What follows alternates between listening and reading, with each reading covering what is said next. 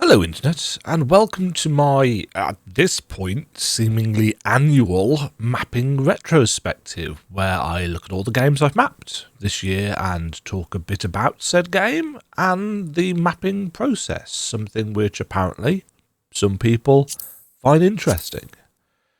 This year I've had the distinct advantage of the retrospectives page of my website, which has allowed me to basically keep better track of what games I mapped and in what order. It's not perfect. I think I do need to add the little pros and cons boxes for each game as well, like I have done on the tier list page, but it was nevertheless a pretty good call when it came to putting this script together, so well done.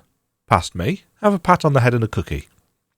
I've also, of course, got the aid of a script, as I've done in previous years, and as I have done in previous years, I will undoubtedly regularly go off-piste, so to speak, to waffle or rant about stuff. So, if you're not prepared for that, I'm letting you know it's gonna happen. I'll try to timestamp the stuff, though. I'll try and be nice. Let's begin. The first game I mapped this year, game number 1 for 2025, was Super Roboy, which was a solo-developed endeavour by Vince Penning, top guy, passionate creator, and one that is already on his second game after Super Roboy. I can't remember what the first game was, because I didn't play it, but the second game is Grumpy Jack, which is a bullet hell Zelda-like with Metroidvania leanings, which I've been playtesting and very much enjoying. Now, as is often the case when it comes to these scripts, the games at the start of the year are, well, they're the longest to go. Yes, no shit, that's how time works, etc, etc. But that does mean it's the hardest to recall anything about, which is why I'm glad I've got the pros and cons thing that I put on games on the tier list this year, because it allows me the opportunity to at least twig some of my thoughts on the games. And I don't need to do that for Super Roboy, because actually, Roboy is quite an easy game to classify. It is a love letter to Super Metroid, with some fairly modern takes on many systems. It's got this hand-drawn aesthetic rather than pixel art, and it does try to tell a story. And a much more detailed story than Super Metroid, anyway. Now, the aesthetic of Super Roboy is not going to gel with everyone. In fact, one of the biggest points of criticism I've seen from other people is that they just don't like the way the game looks, and that's fair enough. But I do tend to tell people, you know, if you are a fan of Metroid, you might want to see if you can look past that, because the actual feel of the game is very good, in my opinion. So for those of you who actually do prefer gameplay feel over visuals, Super Roboy is smooth, precise, and it feels and does exactly what you think it should do. I think my biggest critique of the game was that its difficulty curve was a little bit wobbly in places. I've got no idea if Vince has tweaked that since launch.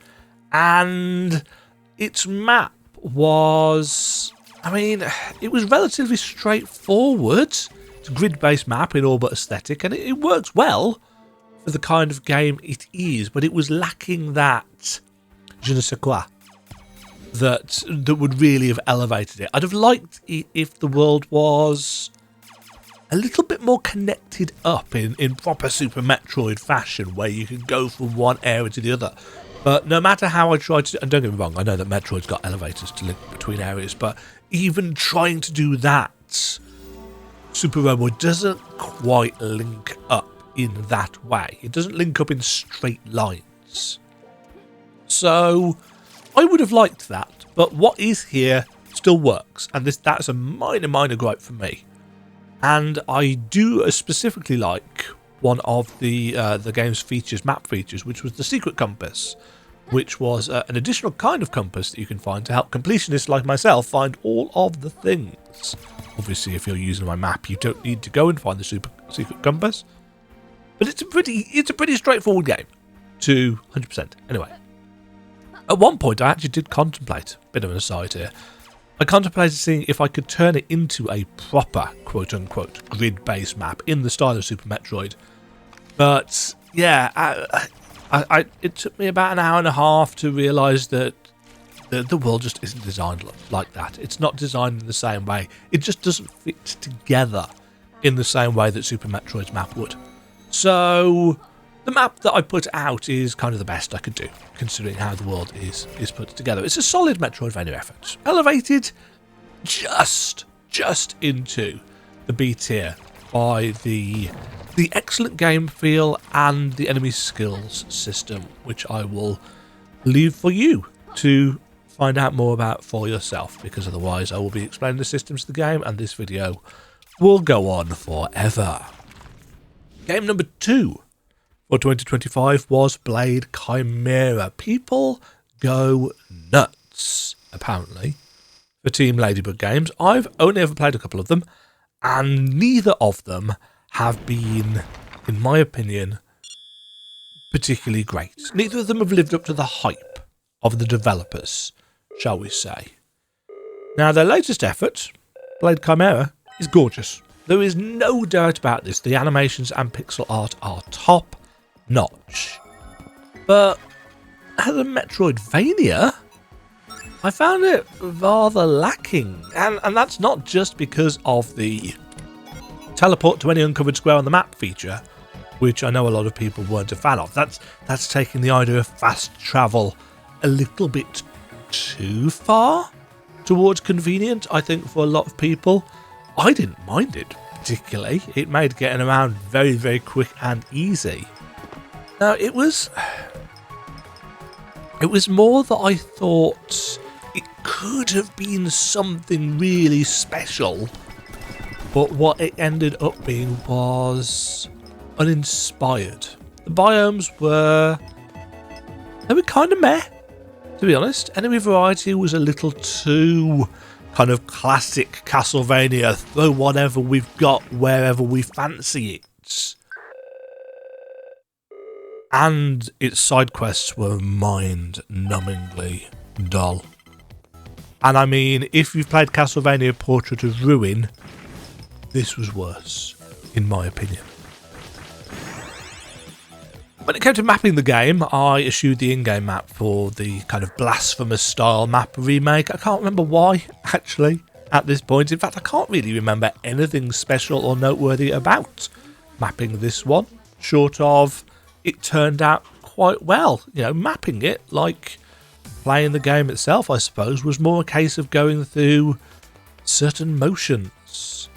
And that really kind of showed in the kind of D-tier ranking that the game ended up in. I just didn't get much out of it. And I was kind of bored by a lot of stuff. I found the combat boring. I found the enemy variety. There were a lot of enemies in the game, but there was no kind of consistency in where they were and so on and so forth. It just wasn't for me. I did really like the pixel art though. The way that they coloured the edge of your sprite with ambient background colour I thought was super cool. But I guess, like a number of games on this list, it was in some ways a case of style over substance. Game number 3 for 2025 was Somber Echoes, which for me was a game with some really great visuals, thanks to Unreal Engine 5's rather wonderful lighting, a solid attempt at narrative, some good exploration, and the game hampered somewhat by certain development choices that, at launch, didn't work for me. And I'm highlighting at launch very specifically because the devs have been busy this year. The game is in a much, much better place now than it was. And don't get me wrong, it wasn't terrible back when I played it. It just scraped into the B tier for me back in January. But after some reasonably exhaustive work by the devs, multiple patches based on community feedback, including some somewhat harsh words from me, it's very much in the mid to high B tier for me now, thanks to that work. Not just because they took on board my feedback, but they took on board a lot of people's feedback. Don't want this to make it sound like I've got a massive ego, which is something I have been accused of having this year. When it comes to what sets Somber Echoes apart from other games in the genre, I've got to make particular note of the game's lantern mechanic, because I thought this was really good. It allows you to create essentially a fixed point in the air to launch yourself from. If you've played Ori and the Blind Forest or Will of the Wisps, you know how Bash works in that game, where you lock into a position and you can direct yourself. It's a little bit like that. But unlike Ori, you don't have to pull in the opposite directions and this, that and the other, and you can do it basically anywhere, as opposed to Ori where you need a point to do it from. And by the end of the game, you can do it up to like 3 times in a row. So it added this really interesting, for me, sense of flow and maneuverability and freedom, even if it did require some fairly tight precision in places to get to specific secrets, which of course is what a good Metroidvania should probably do. Take a mechanic and really push you with it to get to the last few things.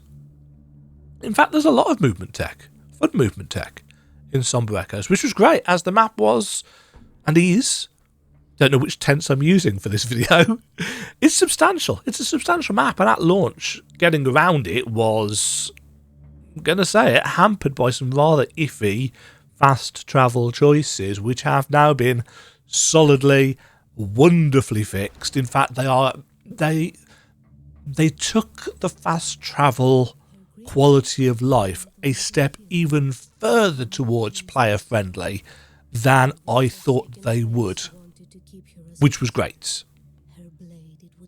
And there was also some slightly dodgy gliding controls as well when the game launched, but those have been worked on. The platforming sections that were kind of tricky for me aren't so bad anymore, because I mean they're still tricky, but they're tricky because they're designed to be tricky. They're no longer tricky just because the controls are a bit iffy, if that makes sense. The game's combat is, well, it's there. Nothing too exciting to write home about, and it did have a bit of collision-based jank on certain enemies. It's not awful, and the devs have been patching things, but I would say that for me at launch the combat was probably the weakest part of the game. I'd like to think that has been tweaked into a good place now. I've seen some things about combat in the patch notes, but obviously I've only booted the game back up just to check a couple of things on the map, rather than play it again from start to finish to check out, combat improvements. So it was a fun game to play for me, and a really fun one to map to. There's plenty of things tucked away and tricky to reach places, and I really like the way the in-game map, has all of the obstacles auto-marked on for you, much the same way that Metroid Dread did, though I must admit, I had to mark them all on myself for my map guide, which that took a while. In fact, there's a lot of stuff in Somber Echoes that make me think of Metroid Dread, albeit, I suppose, created by a much smaller dev team. It's aiming for sci-fi, but with a much greater focus on melee than Dread, and a much greater focus on stuff like Greek mythology. If you're a fan of Greek mythology, the narrative will probably tick some boxes in your brain, though I saw a lot of people critiquing the narrator. For what it's worth, I liked the narrator. I thought that was nice. It really made it clear that it was kind of a mythological story being told or passed down. But I can see why some people might get a little bit frustrated that there was only one person's voice to listen to for the course of the game. I don't think that Somber Echoes is going to be on many people's Metroidvanias, top 10 Metroidvanias of 2025 lists, unfortunately. In much the same way I think that Mars 2120 didn't get into too many lists in 2024. But I do kind of see the parallels between those two games. I think both of them were really solid efforts, better than many games I played. They were ambitious, but I do think sometimes the ambition was a little bit too much. I think Somber Echoes overall came off better, but I do think it caters to a rather specific audience type. I just happen to be that type. Game number 4 for 2025 was Ender Magnolia, Bloom in the Mist, which is, by all accounts, a rather divisive game, which, to be honest, is rather unsurprising, considering the absolute mix of opinions on the dev's previous game, Ender Lilies Quietus of the Nights. Personally, I really liked the visuals, the greater emphasis on characters, the superlative map quality of life and improved game feel. But equally, I felt that the game's vibe and narrative weren't as strong as Ender Lilies, and I must confess, the cutscenes were quite challenging to follow in terms of what was actually going on. So it's why both games are actually in my S tier. I think Magnolia is the better Metroidvania, but I think Lilies has the better atmosphere and vibe and ambience. It's certainly not got anywhere near as good a map, but yeah, I had much more fun exploring Ender Magnolia than Ender Lilies. Helped out, of course, by one of the best in class maps in any Metroidvania game. But I can totally see where some people are coming from when they opine that the much more detailed map actually stymies their enjoyment of exploration. Of course, my general rebuttal to that is, well, just don't use it very much. After all, you do control the buttons you press. Don't like a feature, don't use it. You don't have to open up the map. You don't have to use the minimap. But I do understand that such flippancy doesn't really help my case. I don't know many people that would praise Ender Lilies map. In fact, I think I can count probably on one hand the number of people who told me since 2021 they actually liked the linked rectangle style of map. But even then, they mostly liked it because it was super clear when a room had been completed, which is of course a feature that has been carried across to the more detailed Ender Magnolia map. So yeah, it's an interesting one, that one. I got a lot of praise for the efforts that I went into trying to turn Ender Lilies rectangle map into something better, with composites, with labels and so on and so forth. I didn't need to do any of that for Magnolia because it was already such a good map. And mapping Magnolia was generally a joy, even if when I did so it was before they patched in the portals on the in-game map to give you a bit better indicator of where they'd warp you to. Those took a while to figure out and ensure accuracy, more importantly, of info when I was doing them by hand. As always, I tried to get as much helpful information on the map as I could, but as always, a few things were either wrong or miscommunicated. Sometimes in Soulsvanias, especially with quest lines and NPCs that show up in different places, I create in my mind an idea of how things are working, and it turns out to not be correct. So I've been fortunate, especially when it came to Magnolia's map, that people who are better at diving into code and games more than I am capable of were able to help me out and very politely tell me that I had screwed up in places. It's when people get on your case and are quite aggravated about it that it gets a little bit aggressive and negative. But no, people have been very, very kind and patient and generous with their time when it came to just helping me double check things so that I didn't need to play through the game 3 or 4 times, because it's not a short title. Side note, I am rather surprised that so many people have supported me this year with the purchase of my Magnolia map. I didn't expect it to get any sales at all, realistically. I enjoyed making it, which was my priority, as it always is, or should be. But I didn't expect the number of sales that it got, because, you know, looking at the in-game map, it's like it's a really good, in my opinion, in-game map. So I'm actually, and I don't like to do the kind of engagement thing. Leave a comment below, yada yada yada.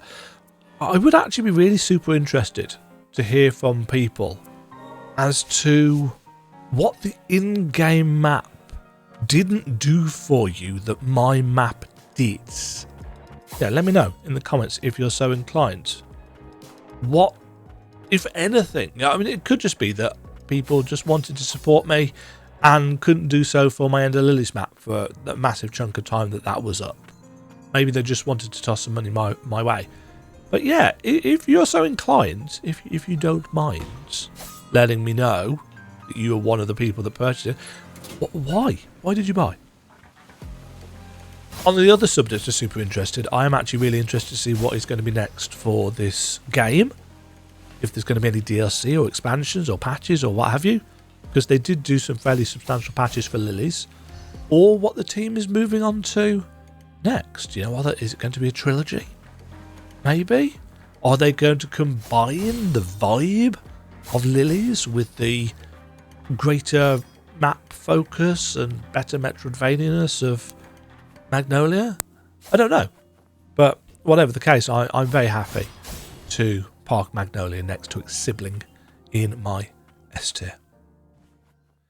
Game number 5 for 2025 was Guns of Fury. This is the first of the handful of games this year that I went the whole hog with. You know, I spent a chunk of time on the Ender Magnolia map, but nowhere near the amount of time I spent doing the things that I did for Guns of Fury. And in fact, I spent far, far longer on Guns of Fury than I'd originally planned or ever really expected to.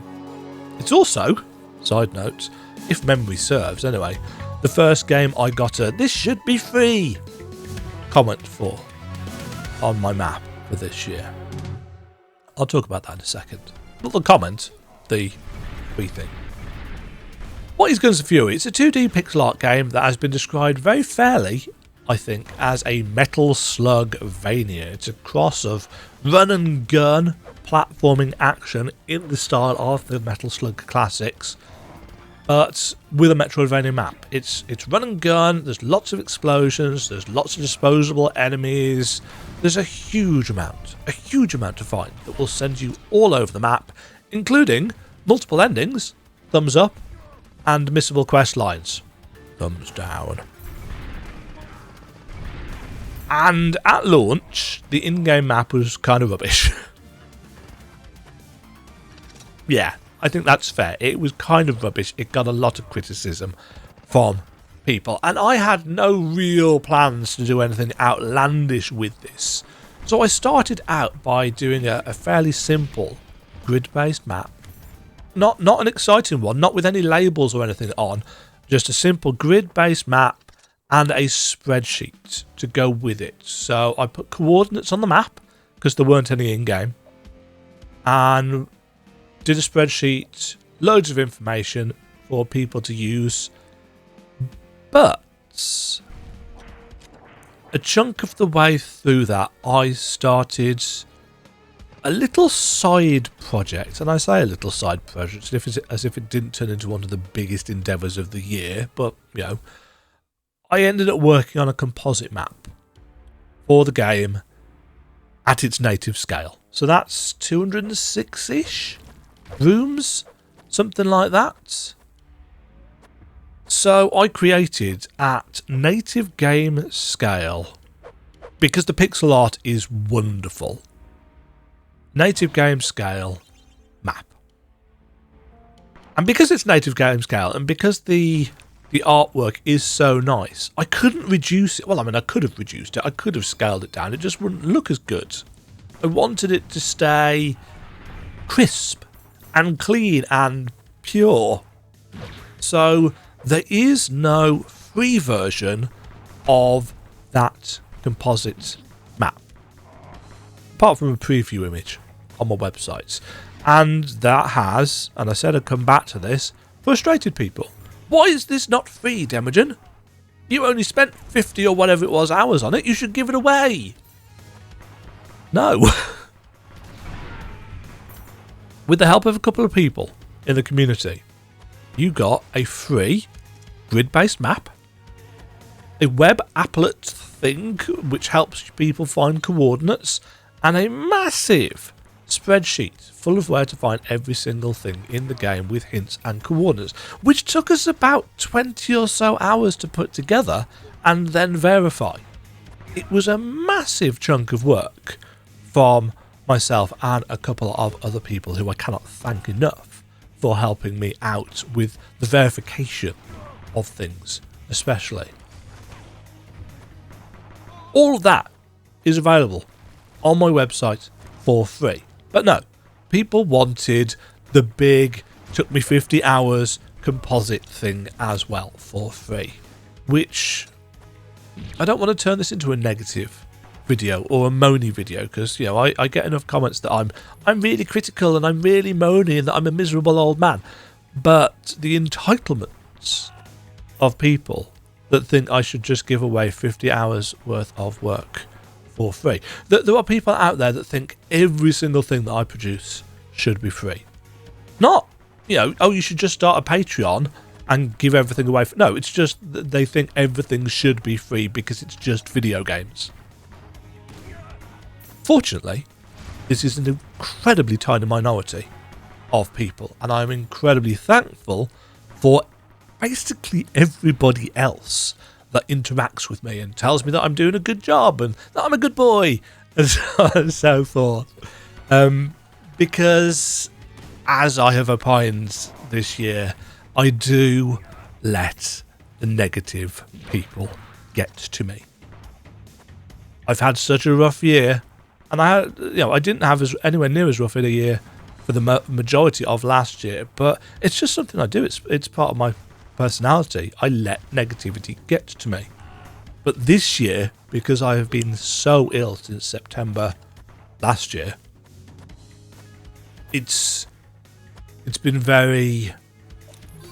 I'm very grateful for the support, both financially, because I've not been able to work, and emotionally from people who have said nice things and sent messages and friend requests and talked to me in the middle of the night when I should be asleep, but I couldn't sleep because I was in too much pain, and so on and so forth. People who didn't judge, people who were concerned about the fact that actually I am a human being and not a map making machine. I said I wasn't going to waffle, and I have waffled, haven't I? Back to Guns of Fury. I really enjoyed mapping Guns of Fury. In fact, I probably enjoyed the mapping side of things for Guns of Fury a little bit more than the actual game, but it still went into my B tier. I've been trying to decide whether I would have placed it in the A tier if it weren't for those missable quest lines, but realistically I do think the B tier is a very fair place for the kind of fun I had with this game.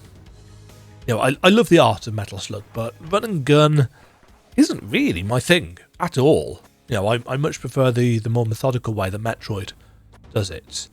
So with that said, the B tier placement should probably give you a pretty decent idea of what I think of the Metroidvania side of things, considering the actual run and gun stuff isn't really my cup of tea. Game number 6 for 2025 is not a new game, it's an updated map for Cookie Cutter, who released their Overkill Edition update patch DLC thing in 2025. I really like the devs of Cookie Cutter. I admire their no shit's given attitude for the most part, and I do sympathise with their woes that they've had this year or over the last few months as regards to issues with publisher, which sounds like it was quite messy. But that being said, as much as I like these guys, I do still think it is a bit rubbish that bug fixes to somewhat off-reported problems take so long to get fixed. You know, for basically the entirety of 2024, I put off updating my cookie cutter map because fixes to certain things were coming soon.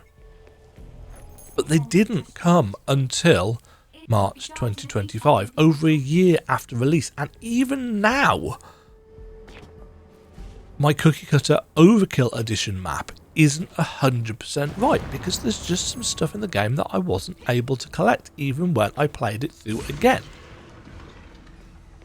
So I still really like cookie cutter, and the Overkill Edition is the best version of the game there has been, just enough to tip it into my B tier if only barely, but it is such a borderline game for me that I do keep looking at it and wondering if I've pushed it too high.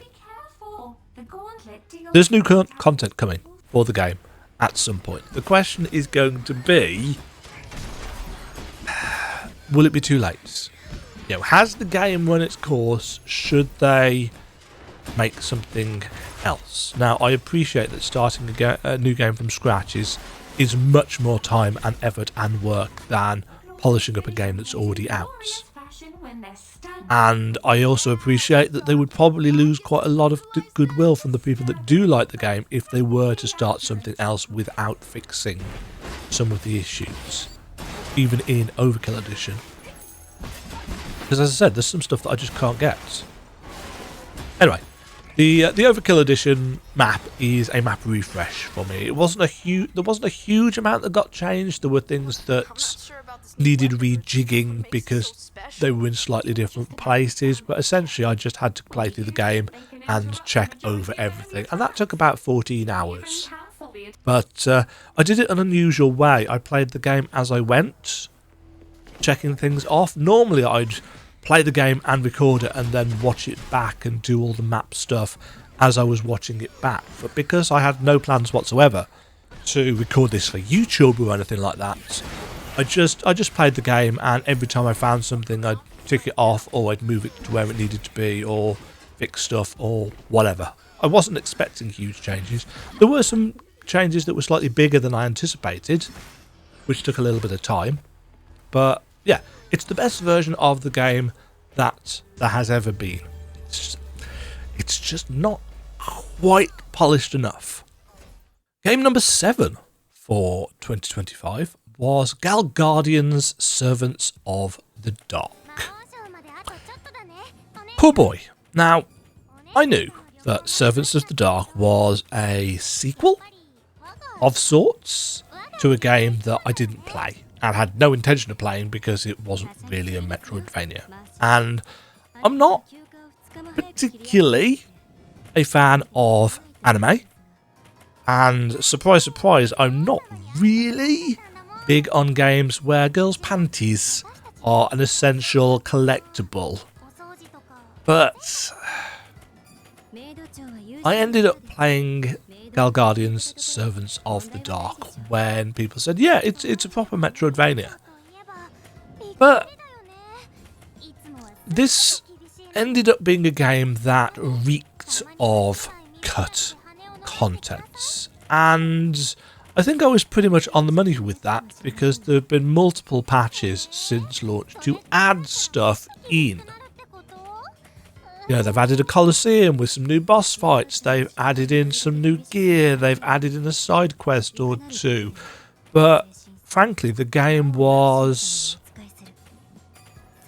fairly mediocre, and I've not fairly mediocre, and I've not really felt the itch to go in and do the stuff that wasn't there when I played the game back in March. I have dabbled using a couple of cheat engine things and done a little bit of it, but yeah, it just didn't grab me in the right ways, and in fact it annoyed me in a couple of ways. But thinking of the positives, the pixel art in Servants of the Dark is great. The systems are... They're certainly better explained now than they were when I played it, and they're pretty decent systems, and I actually quite like the story.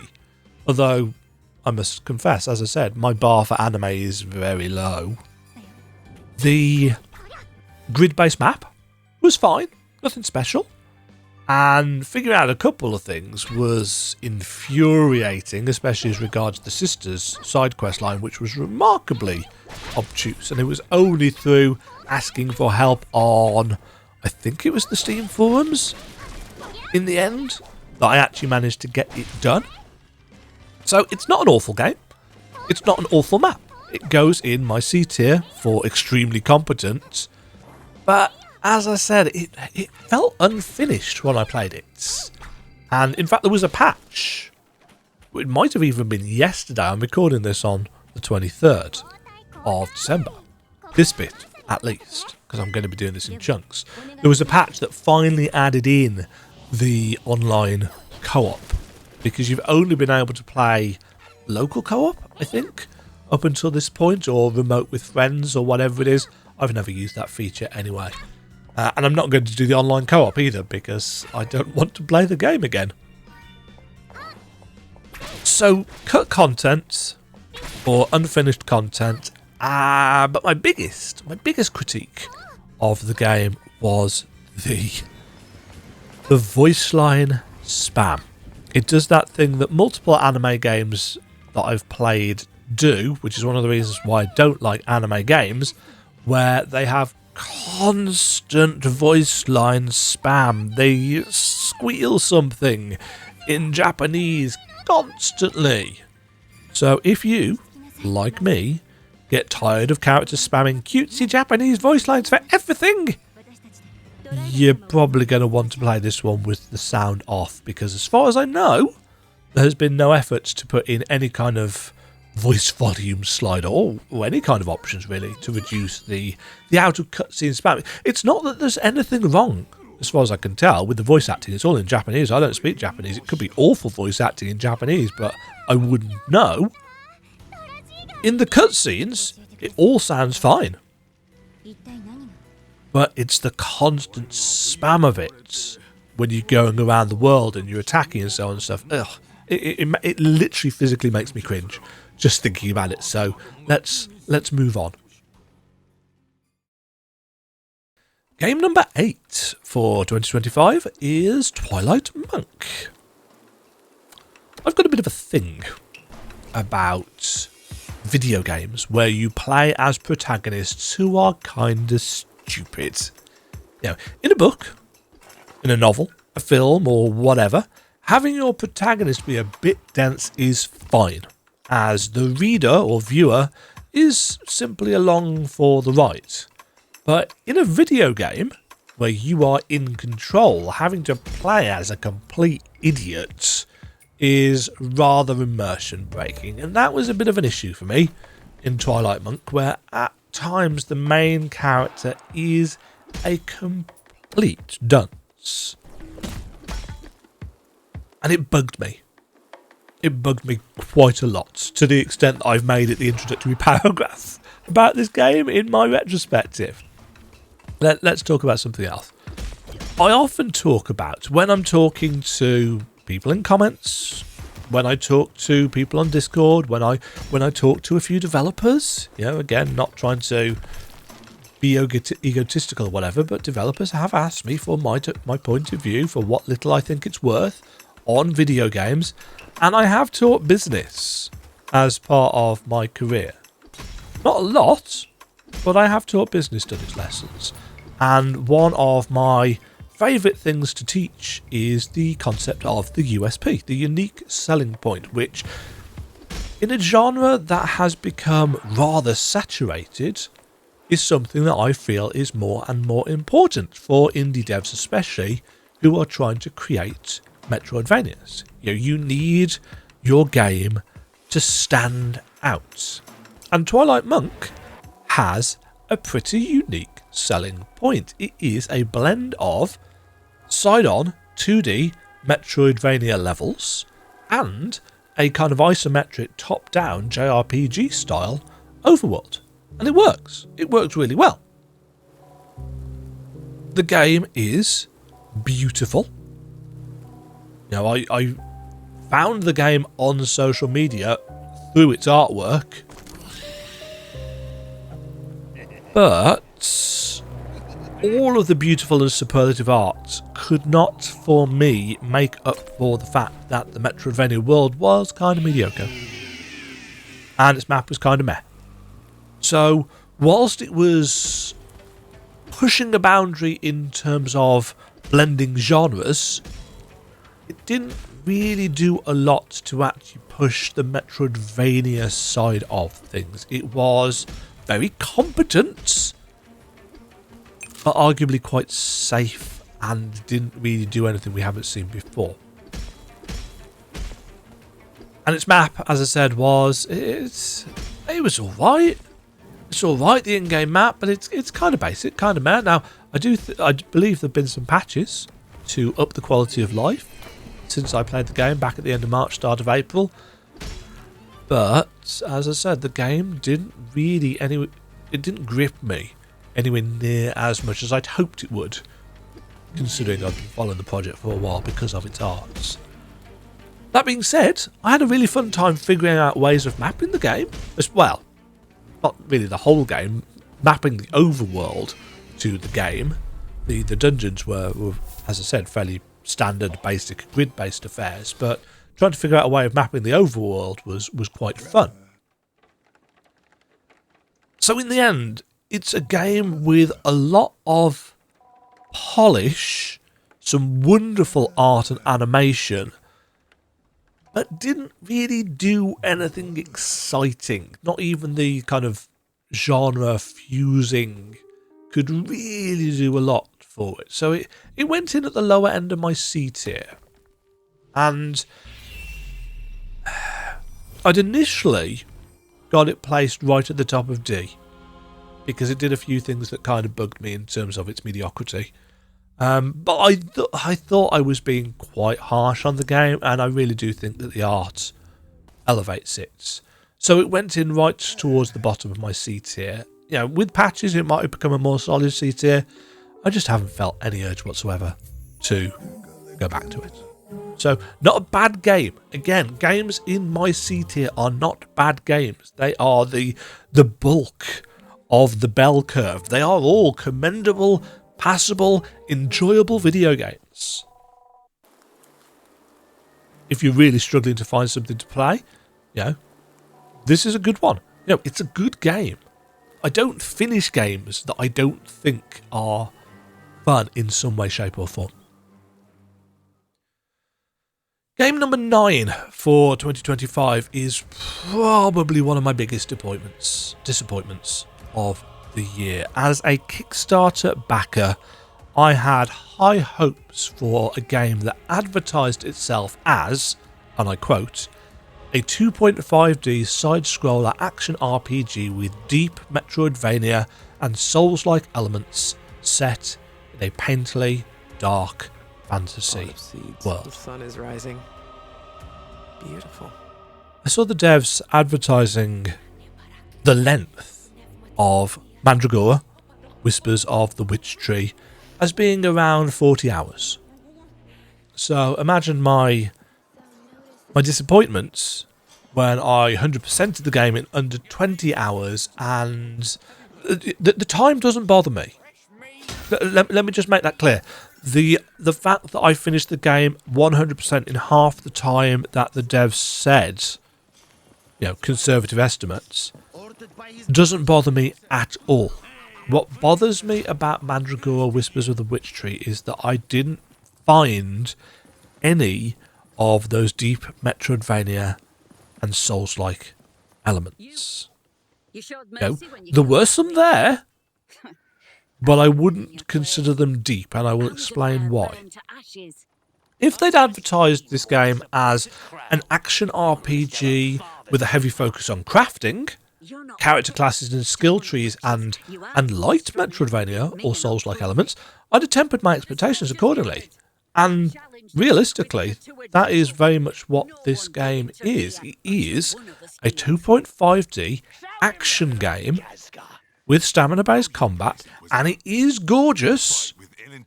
It's got a beautiful, painterly, dark fantasy world with high production values and great lighting and artistry. But there's so little depth to its Metroidvania elements.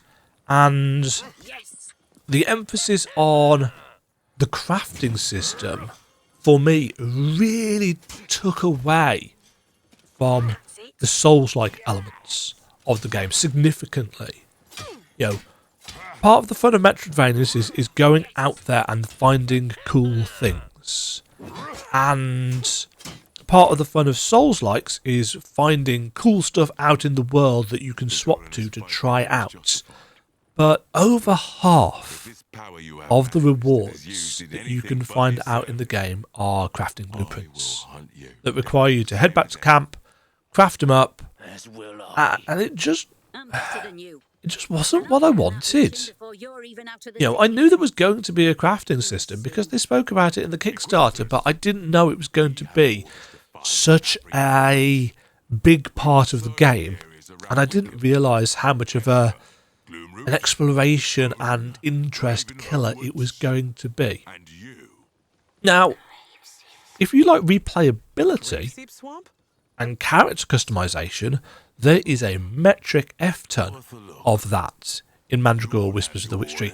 If you want to play the game through 6 different times, or however many character classes there were, this is a brilliant game. There's different character classes, they've all got different trees with loads of different perks. There's so many different builds that you could make. But there's only really one route through the game. So whilst you might be playing it with a different style, you are doing the same thing each time. And, unlike, say, Bloodborne, Dark Souls 3, Lies of P, Mandragora's world, whilst beautiful,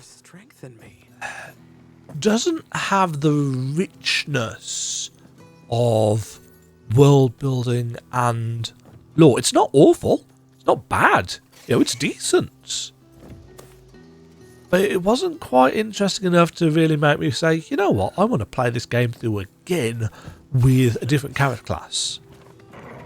So, yeah, it's another game in 2025 where I had more fun mapping it than I did playing it. The in-game map is solid, and if you just look at the full map of the game, the world appears quite substantial. It's a fairly decent sized game. But the lack of Metroidvania powers is a pretty big letdown. There's only 5 things that I could generously call Metroidvania abilities or powers in the game, and it's a combat-focused game, combat-focused RPG, and yet the ground smash, one of the iconic powers from Metroidvania titles, is literally a key. It's not something that you can use whenever you want. You can literally only use the ground smash in, I think, 4 or 5 places. It is a fancy key that gets you through 5 pieces of cracked ground, and that's it. And it just feels like a weird choice. The grapple hook's decent. The double jump is all right. The glidey thing is, or at least it was when I played it, a little bit ropey, but I hear that they have maybe tweaked it up a bit. Mandragora Whispers of the Witch Tree is a good action RPG. It's a good enough game to go into my C tier, but I'm not going to say it's a good Metroidvania.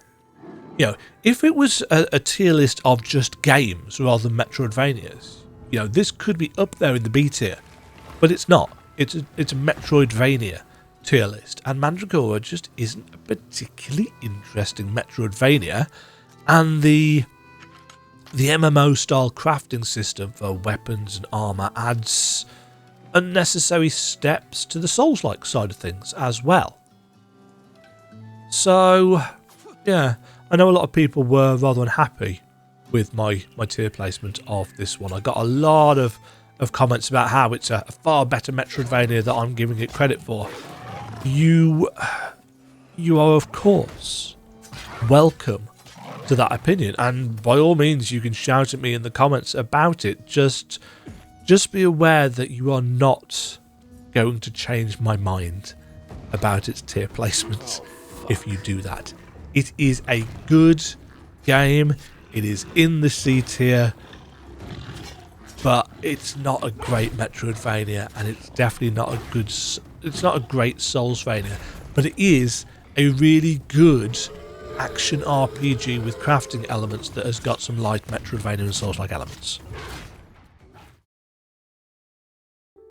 Game 10 for 2025 was Undivine, which was a reasonably short, decent, one-man indie dev effort, which in many ways I enjoyed, and in a couple of ways I got quite frustrated with. I know it's had some patches since launch, but there was... when I played it, there was a lack of clarity, which cemented its initial position at the lower end of my C tier. And I can't really remember enough about it now to figure out which improvements have been made just from looking at the patch notes. It is a game with some good ideas, a couple of missable things that I'm not a fan of, and I think you can check out my full playthrough experience on YouTube if you really want more details about it. I haven't gone back and watched it for this video because I knew that drafting this script was going to take long enough as it was. Undivine does feature a reasonably sized, for a one-man dev team, grid-based map, 6 zones, and they were generally decent to get around. In fact, in some ways, this is a better Metroidvania than Mandragora. There's far more abilities and powers to get. The game does get quite easy towards the end if you go for the 100%, though I think that's fine. You know, I am of the opinion that that is how it should be. I don't see the point in having upgrades in any game, really, Metroidvania or otherwise, if you don't feel upgraded by the end. You know, think of Metroid. Any of the Metroid games. Think of how much more margin for error and how much more powerful you feel if you've got all of the missiles, or all of the energy tanks, or yada yada yada. You feel upgraded by the end because you've gone out of your way to get the 100%, and I think you should feel more powerful if you do that. To the extent that you could technically trivialise the final boss. I think that's maybe gone a bit too far. I think the final boss should still offer a little bit of a sting, but not as much as if you hadn't got all the stuff. That makes sense? Hope that makes sense. Let's jump into recording session 3 with game number 11 for 2025. This was Astronite, and I'm going to be really honest with you. I have no idea why I started playing this game or why I mapped it. I don't remember at all. I remember that I'd finished mapping Undivine, and I knew I had the Siege and the Sandfox coming up. More on that shortly, obviously. So, did I want something to plug the gap? I don't know. Astronite is... it wasn't a great game. It was kind of mad. The hitboxes were massive and felt wrong. The contact damage, when combined with the massive hitboxes, felt even worse. The controls weren't particularly tight or responsive. It was below mediocre. I like the aesthetic. And the attempt at a story was okay, but it felt a lot like it was designed as a precision platformer at times. Not all the time, but a lot of the times it felt like it was a precision platformer. But the hitboxes and the lack of precision in controls really messed it up. You know, you can't create a precision platform or a decent precision platform without precise controls. It's not okay to do so, but it wasn't a long game. I finished it in like under 3 hours. No, 5 hours. Finished it in under 5 hours, though I think I cheated to get through the last little bit of it because I just wasn't having a good time. I can't really remember. All I remember was that essentially I didn't have a whole lot of fun with it. It was another one of those games that I had a lot more fun putting together a map for than I actually did playing it. And the map took me just over 10 hours to put together. So, yeah, it was fine. It was fine, you know. I had enough enjoyment to finish it, but I wouldn't go out of my way to say, yeah, Astronite's a great game. No. No, Astronite is a game which you could use to plug a gap, which is what I think I did with it. But I did like the aesthetic. I just didn't like the feel of the game at all. But it was enjoyable enough to finish. Game number 12 for 2025 was The Siege and the Sandfox, and I have ummed and ahed about this, even including it on my retrospectives list, in the same way that I did with another game later on, and I feel it's important that it is on here because I did do something for it. So, Siege and the Sandfox has gorgeous pixel art. It's a beautiful game. It's got solid narration. It's got a great premise in terms of its unique selling point. It is a stealth-vania, if we're going to keep on doing portmanteaus. And it is absolutely a game that I did not enjoy in any real way. I really wanted to, but I played a couple of hours of it, just under a couple of hours. I played just under the refund window. And I just couldn't get into it at all. I mean, to be fair, it does take a very specific stealth-focused game to grab me. And even now in 2025, every stealth game I play, every stealth section in every stealth game I play, is measured up against Mark of the Ninja by Clay. A game that I played for around 20 hours of back in 2013. Nothing for me has done stealth better on a 2D plane than that game. I've got the remastered version, but I haven't played it because I'm worried that if I go back to it, that I might not enjoy it as much as I did the first time round, if that makes sense. So, yeah, I mean, Sandfox seems like a very competent enough game, but it was one of the few games that I actually refunded this year. I don't tend to refund games very often, just because I realised it isn't what I wanted, basically. It wasn't what I wanted. It was slow, methodical. Nothing wrong with either of these things, but it wasn't what I wanted. It had some slightly odd control choices, lots of contextual stuff that I probably could have gotten used to. But again, it was a case of this is quite overwhelming for what little fun I'm getting out of it. So yeah, just wasn't excited to play any more of it. The game itself is sitting at mixed reviews on Steam, and just having had a quick read through of reviews and forums and stuff, it seems that the game is quite buggy and has had few or very few updates since May. So it's possible, nay probable, that if I'd persevered, I'd have gotten even more annoyed with it than I actually did. So yeah, it wasn't a game for me. Doesn't make it a bad game, just means that I didn't finish it.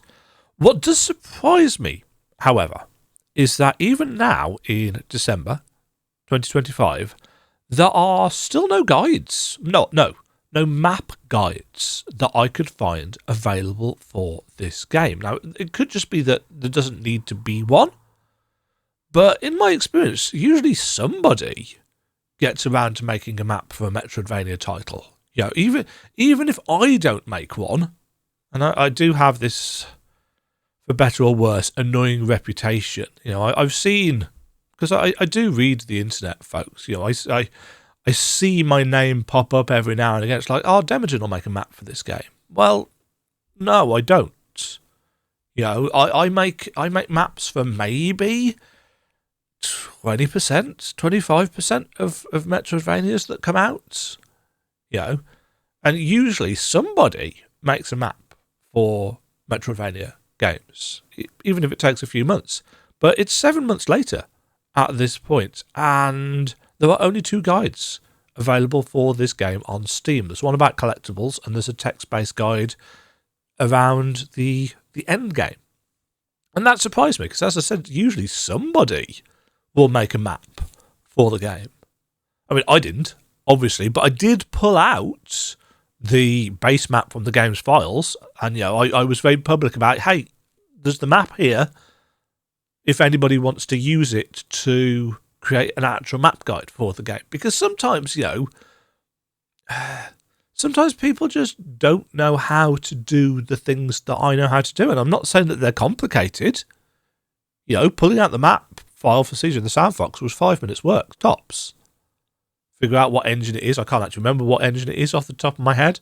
Find a file that looks map related, save it, upload it to my Google Drive. It was, as I said, it was barely 5 minutes work whatsoever. But as far as I can tell, nobody has done anything with it, which I think is kind of a shame. But yeah, I really wanted to like Siege of the Sandfox, but it just didn't feel like a game that I was going to enjoy for the length of time that it would have taken me to play it. And even then, I would probably have felt like, should I map this? Should I do something with this map? And it's like, I wasn't interested. So yeah, there's the base map available in the Google Drive. I'm going to say it again. If anybody wants to do anything with it, if anybody wants to make a map for the game, you know, I've not left any watermarks or anything, you know, really stupid like that on it. You can do whatever you want with that. It's there if people want it. Oh, game number 13 for 2025. As you've probably gathered, sometimes I like to do stupid things. And I think that spending 76 hours making a giant composite map for a game that's a decade old at this point was, yeah, definitely one of those stupid things. I am, of course, talking about Axiom Verge. Now, I love Axiom Verge. I don't think it is the most amazing Metroidvania you will ever play, and I've heard it is a rather divisive title, with some people calling it clunky and archaic, while others calling it poorly designed and repetitive. My only real complaints about the game is that I never really liked the kind of double tap to teleport dash controls, and I found the grapple hook a bit finicky. But in terms of the science fiction world, the kind of backstory, the general vibe of the game, you know, in some places, I'm sure this is going to cause some comments being fiercely typed below. In some places, not in the entire game, for 100% clarity, but in some places, I think the vibe of Axiom Verge supersedes the vibe of Super Metroid, even though it's very clearly designed as, well, I'm not going to say as an homage or a love letter to Super Metroid, but in some ways it's going for the same kind of thing. Yeah. Why 76 hours then? Well, firstly, and I did an entire video on this, so I'm going to keep this section short. First of all, this is a 1:1 pixel scale map made up of several hundred screenshots. This is not the first time I have done this. This wasn't the issue. The issue is that Axiom Verge isn't made in Unreal Engine or Unity. two game engines which I have a plethora of tools to data mine, to pick apart, to extract stuff from. I didn't have any tools for Axiom Verge, so I ended up having to learn how to texture mod this particular engine, and I only did that several hours in, which meant that I had to repeat a lot of work that I'd already done, but obviously did it better. Until that point where I got the texture mod stuff figured out, I had been removing all enemies, all UI elements from every single screenshot and room by hand. And then I got over to the right hand side of the map where all of the big open rooms with parallax backgrounds are. Awesome parallax backgrounds, beautiful. And it kind of broke me, and I got to that sinking feeling in my stomach of like, oh my god, this is going to take so long to do a decent job of. One of the things about my carrion maps, which I'm still really annoyed about, is the fact that I could never really figure out how to do the parallax in the background for some of the areas well. It does bug me, that. So yeah, I learned how to mod the engine, kind of. I turned a lot of the background textures magenta, and then I stuck everything together, selected the magenta, a colour that I deliberately made sure wasn't anywhere else in the game, and I relayered all of the parallax sections myself using clipping masks. So rather than having weird mishmashes of textures with bits erased and trying to fit it together, I literally remade the textures, using Tom Happ's actual graphics, but I relayered them and redid the parallax essentially into a flat image that looked like what it was going for, but obviously it doesn't have the parallax because it's a still image. So it's still got the artistry using Tom's original graphics, but it doesn't move and it doesn't look god awful. And this took hours.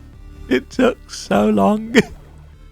And I also needed to make some changes to the map as well. I mean, for the most part, Axiom Verge actually fits together really, really well. It's because of the way it's a grid-based map and because the rooms are all a fixed size, things fit together pretty well until, as I did, you try and fit it all together with Indri, Area 5, the big long fast travel hub room that goes across the centre of the game.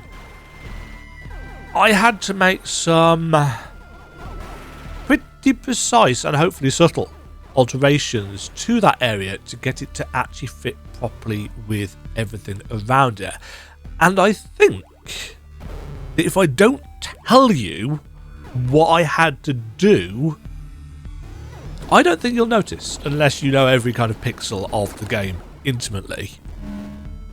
But in theory, if I don't tell you what I changed, you shouldn't notice there is a change unless you are a speedrunner who knows everything. But let's be honest, if you're a speedrunner, you're not going to need my map anyway. Axiom Verge it's a beautiful game, in my opinion, and I confess I do feel a significant amount of pride looking over the map that I have made. I mean, it wasn't needed, but I do get this sense of, yeah, I did a good job here, even if it's, a lot of it is based on just seeing the world that Tom created put together in this way, because as far as I could tell, nobody else had done this. One person had done a screenshot composite for the first area, but nobody had done everything in the game. And I really like just being able to see everything together in much the same way that when I did my composite map for Voidrot and for Guns of Fury, it was really cool seeing the games put together in all of their glory. As a side note, if you do want a map for Axiom Verge that is arguably more useful at a glance in some ways than mine, I highly recommend Magic of Games' Ultimate Axiom Verge map, which you can find over on DeviantArt, or just search for Ultimate Axiom Verge map on Google or whatever search engine you use. It was great. It was really, really useful for me as I was playing through things again, because it helped me find the things, because it had been a while since I played Axiom Verge. As I said, if you want to know more about the ridiculous number of hours that I put together, including work in progress and screenshots and stuff like that, I did put out a 2-part video series on my progress at doing this ridiculous project, which I thought would be the pinnacle of stupidity in terms of time spent this year. I was going to be wrong about that one. I'll put a link to that in the card. Are they still called cards? In the top right corner, or down in the description, or whatever, assuming I remembered, because I'm not very good.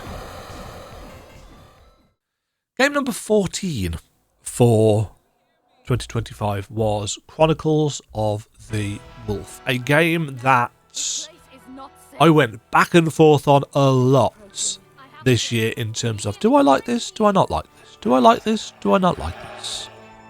I really like this pisses me off. I really like that. This pisses me off. This is awesome. This pisses me off. It was one of those games that I struggled to figure out just which way are the scales tipping for me here. And you might think, well, if that's the case, Dema, surely that's exactly what your C tier is for. And it's like, yeah, but I spent around 45 hours creating stuff for Chronicles of the Wolf, and not just maps. You know, I've had a few games this year where I've not just done maps or games. I've created, there's a massive spreadsheet with a full bestiary, item drops, weapons, items, armor, yeah, where all the stuff in the game is, as well as how to find them. I did a full text walkthrough of the game, including how to get the 100% and get all the endings, step by step. And then I did a full grid-based map with everything on there, you know, bosses, items, secrets, the whole shebang, everything that you'd expect from me. And with all that, you'd think that so much effort would only be applicable for like a super high tier list game, but no, that's not how my brain works. Chronicles of the Wolf went in at the B tier, which, just so that we're clear, it puts the game at better than most. That's what the B stands for, better than most. And it is one of the jankiest games that I've played this year, let alone one of the jankiest games in that tier, thanks to being built on the Click Team Fusion engine, which is, it's just it's a weird engine to be using in 2025, to be honest. Though, to be fair, Melody is Spores, sequel to Lone Fungus, also uses Click Team Fusion, and that works perfectly fine. So, clearly it's not necessarily the engine that causes the jank, and more the ambition or proficiency of the devs with what they're trying to pull off with it. I mean, the weirdest thing about Chronicles of the Wolf I discovered when I was trying to figure out how to record it is that in order to record it properly, I had to reset up OBS. Because, and you won't know this if you played the game on like a Steam Deck or on a console or full screen on a desktop, but if you play windowed like I sometimes do, the map window in game is actually a new game window that opens up on top of the gameplay space. And it was lucky, because as I was recording, I glanced across to OBS and noticed that when I brought up the map, I could see it on my screen, but it wasn't showing on my preview at all. I was like, what is going on? Why is this not capturing? And it's literally because it loads up a whole separate window. And you can see this if you are on a desktop, unless they've changed it since I played the game. But if you say open up the game at 1080p in the middle of your desktop monitor rather than having it full screen, as soon as you press the map button, it brings up the map, but it's a whole new separate window, and it's kind of shunted up and left a little bit. It was very, very strange. I have no idea why they did it like that, but as soon as I figured it out, it didn't take 5 minutes to fix so that it would record as well. But it really tickled me in terms of, okay, that's a new one, when I figured out what was actually going on. So yeah, Chronicles of the Wolf, it's a proper Igavania style game. It's got great exploration, it's got some really catchy music. It's got quite a lot of boss variety and challenge. It's got some solid puzzle elements. But this is balanced, quote-unquote, out by somewhat janky controls. A very simplistic, or should I say retro? No, I'm going to go with simplistic map. It's got a number of instant death mechanics, unless you're really observant. And after I'd fallen afoul of basically every single one of the instant death mechanics, because I basically did, I could see the hints that they were coming up, but they still felt like kind of gotcha moments. And of course the game uses, one of my least favourite game mechanics, i.e. the hard checkpoints, and you lose all your progress, you roll back to the last save point after you die, which is especially egregious in this, although I suppose it is kind of on par with the early Igavania games, because there's an element of farming for monster drops in this, and losing that kind of sucks. So yeah, I nevertheless, I had a good time with Chronicles of the Wolf. I do recommend it, even though it's a bit janky. But going for 100% will very much depend on how you feel about fairly tight platforming with slightly iffy controls. Game number 15, map number 15 for 2025 was Dragonloop. My only other S-tier game of the year. I spent a lot of time on stuff for Dragonloop this year. The second of the two games I've mapped that made it into my S-tier, despite its multiple flaws. And let me be super clear here. Dragonloop is a game that for many of you, if you try it, will feel unfinished. It is missing sound effects in places that you'd expect to have sound effects. Its music is a little bit all over the place. Maybe not so much as Symphony of the Night's music is a little bit all over the place in terms of tone.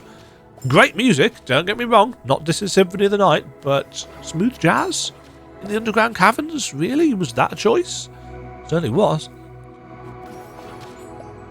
So the music in Dragonloop is, it's a bit interesting. And if you played the game at launch, like I did, you will undoubtedly, like I did, have found the game's translation to be, at best, at absolute best, a bit jumbled, and at worst, just incomprehensible, or in many cases, just incomplete, with some text still being in Chinese. But in the oversaturated genre that the Metroidvania has become, and I've already spoken about this, anything that you can do to make your game stand out as different from all the others it's king. It is what you should all be aiming for, and Dragonloop has a gimmick that I have not seen done in a Metroidvania before. And I'm going to attempt to briefly explain it, just so you can understand where I'm coming from with this. There are only, he says, 5 major areas in Dragonloop. and each is split up into different sections by time gates, essentially a room that moves the day forwards, and you have 5 days to complete the game. But you also have control over time, and you are able to move between visited timelines with new powers and abilities when you get them, so that you can get to places via different routes and thus get to them earlier without having to go through one of these time-gated rooms. So you could get to, the first time through an area, you could get to a place on, say, day 3. But a couple of upgrades later, oh, well, actually, I can get to that place on day 2 now. What does this change in the world? What does this allow me to do? Where does this allow me to get to earlier that I couldn't get to before? Sometimes you need to get to places later than you would originally have gotten them. And there's new things and new NPCs and new events in these different places. It's a little bit like, for those of you who watch the Avengers films, you know, when Bruce Banner goes back to talk to what's-her-face, played by Tilda Swinton, and she does that little thing with showing him how the timelines work. It's very much like that. In fact, there is a kind of graph of, or tree of that in the game that you use to navigate your way around. So the joy for me of this game is finding ways to manipulate your path through the game world to get to the objectives, to get to the different power-ups, and to piece together the story as you go. And it took me about 12-13 hours to get through to ending A of Dragonloop, and it was great. But it was setting up for ending B, where the game really challenges you to think about your routing and your planning that elevated this experience for me. You know, I was already enjoying the game. It was definitely going in my A tier by the time I'd got to, I think, the ending A. But working my way through the what I realised were the prerequisites to ending B, and then figuring out how to get ending B, is what elevated it to S tier for me. It took me about 4 hours to get this setup done, to get into a place where I realised I was ready to attempt ending B. And then I actually had to take a screenshot of the map and to draw a route on it for me to get to where I needed to go. Because to get ending B, you need to go to 6 specific locations spread throughout the entire game world without messing about with the timeline. In other words, can you go to from day 1 to day 2? Yes. But on day 5, everything automatically resets. So you have to get to all of these places without advancing the day too much. Because if you do that, the world ends and you get forced back to the start of the loop. Some of you might be thinking, oh, this sounds quite roguelike, damn it. It's not. Do not worry about that at all. This is not a roguelike game in the slightest. You do not lose anything upon having to restart the loop, and you can restart the loop whenever you want. You can jump about through any of the days and timelines and branches that you have unlocked from a safe room whenever you want. So yeah, I mean, I don't know whether I've done a particularly good job of that. I've seen some people say that this all sounds very complicated. It's true, it does sound complicated, but I have to admit I didn't find it complicated to actually do, although the ending B route did take some thinking. So yeah, Dragonloop has got interesting time shenanigans, it's got smooth platforming, it's got some really inventive and kind of bizarre Metroidvania powers, it's got no contact damage whatsoever. the combat is absolutely fine in this. It's good. I enjoy it, but it's not going to blow you away in terms of, oh, you've got so many different options and stuff. It's good combat, and it's elevated, I think, for me by the lack of contact damage. It's a game where combat isn't the main focus, but it is there and it is decent. And even in the launch version, there was an attempt at an engaging plot, but it was the plot that was the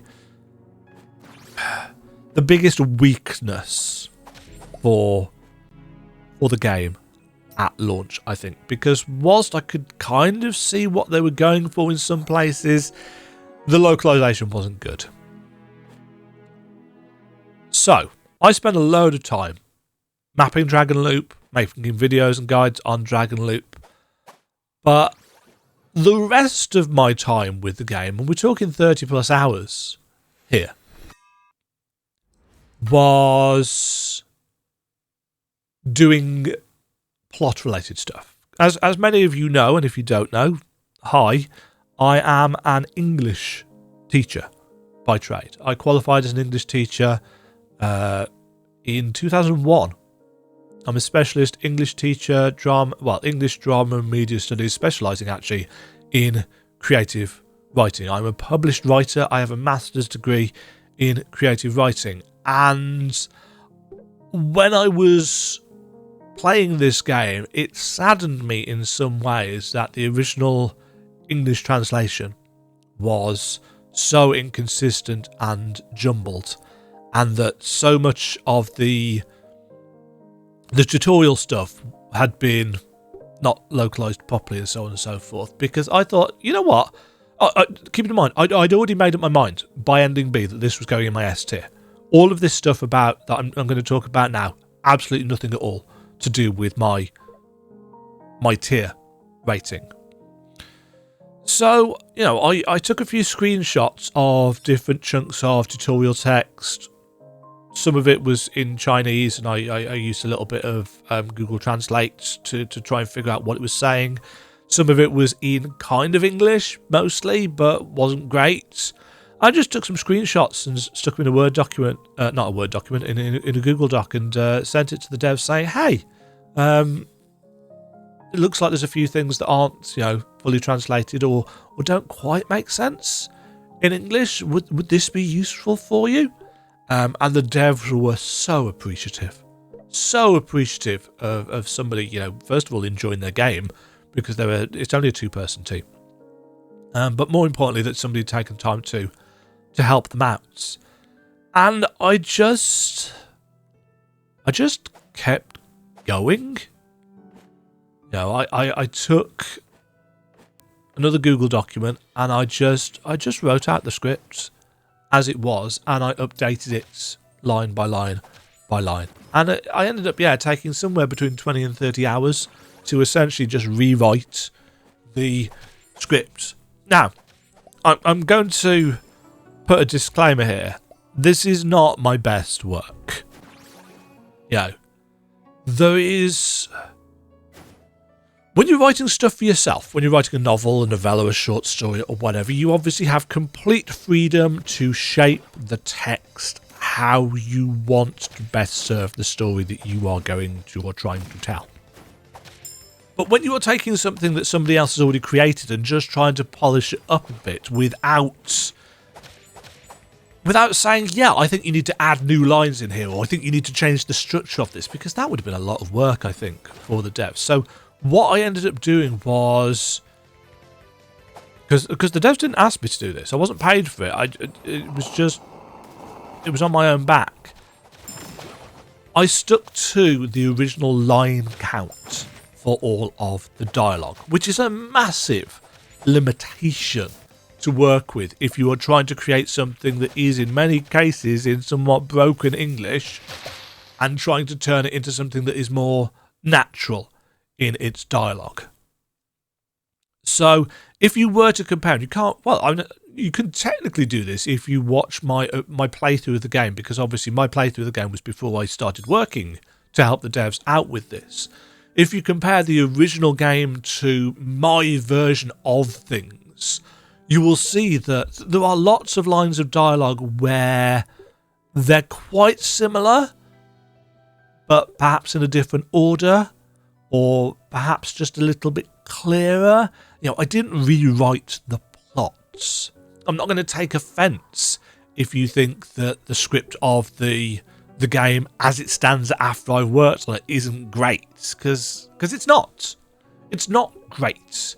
In order to make it great, I would have needed to ask the devs, can we add more lines of dialogue? Can we just change how these conversation trees work entirely? And then, I really could have gone to town, but it's like, the devs haven't asked me to do this. They're not paying me to do this. I'm already spending quite a lot of time on this. So yeah, there's a lot of the idiosyncrasies of the original dialogue still here, even though in theory it flows better. It's more internally consistent and coherent now than it was. And that is basically because I just kept peppering the dev with questions about what this was referring to, because some stuff was only clear in the original Chinese, which obviously I didn't have access to because I don't read Chinese. If you want to find out more, because I'm going to move on now, if you want to find out more about my efforts on the translation for Dragonloop, there'll be a link somewhere, I think it's top right, for what I did.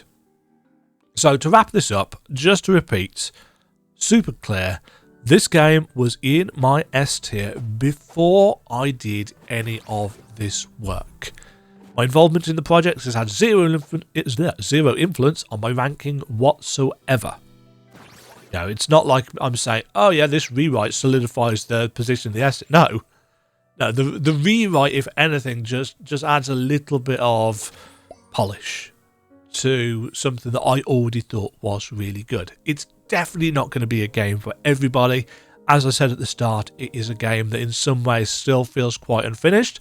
The devs admitted to me that they made, and they said they didn't mind me sharing this when I spoke to them about it months ago. They didn't mind admitting that they'd made a number of mistakes, especially when it came to sound in the development process, and to be honest, they weren't entirely sure whether they could afford or how much work it would be to fix some of the things. But the gimmick, the USP, the smoothness of combat, just the amount of fun that I had with this game before I then spent some time working on it was a lot. It was a lot, and I really do recommend, if you can look past some of the game's artistic flaws and sound related flaws, I think you'll find something here that is quite special in terms of what it does in the Metroidvania space. We are halfway through. Let's continue on with game number 16 that I mapped for 2025. This was Shadow Labyrinth. Oh boy, do I have thoughts on this one. I spent over 30 hours, just about, in Shadow Labyrinth before the 1.1 patch that came out in late November 2025. And almost none of those hours were what I would call truly fun. Shadow Labyrinth is a massive game, creaking and groaning beneath its own weight, to the extent that one of the things the devs apparently added in the patch 1.1 is more fast travel, because there's fun backtracking and there's not fun backtracking, and I think they finally realised that the game was just too much of a slog with what they had given us. Don't get me wrong, there are going to be people who like Metroidvanias and will claim that the bigger the better. They just want to spend more and more and more time exploring. But this was just stretched thin. I spent almost my entire time with Shadow Labyrinth trying to dissuade myself from the notion that this was a game whose world had been designed by AI. Had been AI generated. There were too many inconsequential nooks, hanging vines that went nowhere, massive stretches of unrewarding pointlessness. You know, it actually makes some of the other big games feel like they were rewarding in comparison, whereas normally I'd say no, not at all. This was yet another game that epitomises that feeling I often get, where I have more fun making a map for the game than playing it. But even then, with Shadow Labyrinth, I've got to admit that mapping the game was a real ball ache as well. I found the game deathly dull. It had boring, tedious level design, floaty combat, dull mechanics, an incoherent visual style, and absolutely fucking awful Pac-Man controls. Now, I've never been a Pac-Man person, so I have no nostalgia for Pac-Man. I've never played a Pac-Man game before, and if this was the control scheme that those older games used, that's probably for the better. I had no idea what to expect, in other words, but this shit was not it. Now, apparently, patch 1.1 has gone back and reworked the Pac-Man stuff because of many complaints and negative reviews. Yeah, there were so many just criticising this choice. But it did take them a while to get that patch out, and it was far too late. Far too late for me. I am never playing the game again. You could not pay me... Well, I mean, technically speaking, you could pay me enough money to play it again. I'm not an idiot, but you couldn't pay me to change my opinion of it without doing something severe to the game world level design. It's just too big, it's too boring, and I don't think really that any patch job will truly change what I most disliked about the game, which was the exploration. You know, I am an exploration and combat focused Metroidvania player. The combat was not great, and the exploration was even worse. I have booted up the game once since the patch to see how much work it would require of me to update the map and add on all the extra save points and checkpoints that they put in. I got through 3 of the 17, I think it is, areas in the game before realising I didn't give a shit. Shadow Labyrinth went in at my D tier because I found a little fun in mapping it, and I had to give them, even though I don't think it was well done, I had to give them some props for the Pac-Man stuff. I think it was a bad choice, but in terms of unique selling points, it was something that I hadn't seen before. I don't think it worked, but, you know.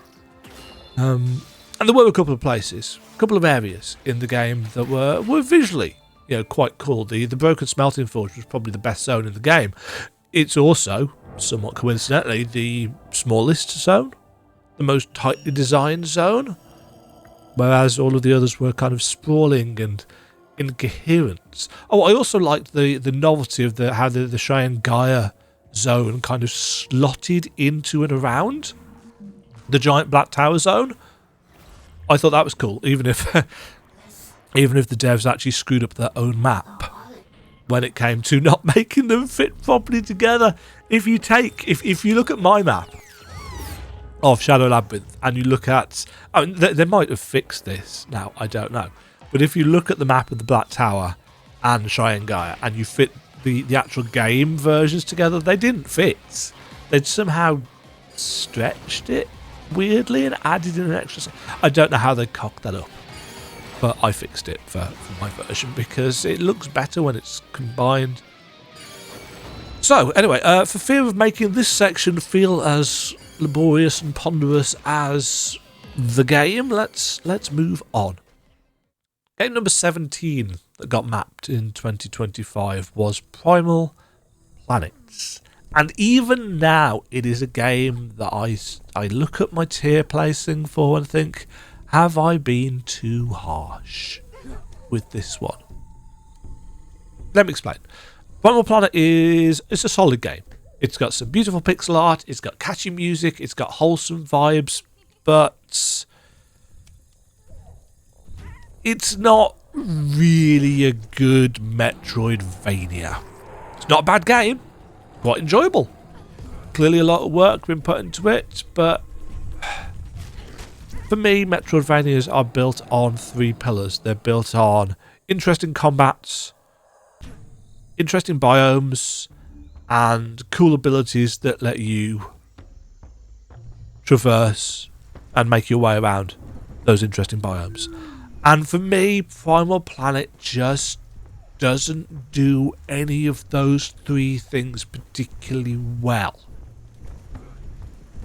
It's a game with a heavy reliance on crafting, you see. It's got, you craft your weapons, you craft your tools, and these might have all been fun if combat wasn't basically just mash a button to win. The combat didn't have the depth. I don't think I ever needed to use any of the traps that you can make, or the throwing darts, or, I don't think I used anything except crafting the occasional spear, or poison antidotes, or very occasionally the thing that lets you set your spear on fire when you're not next to a kind of light or fire source.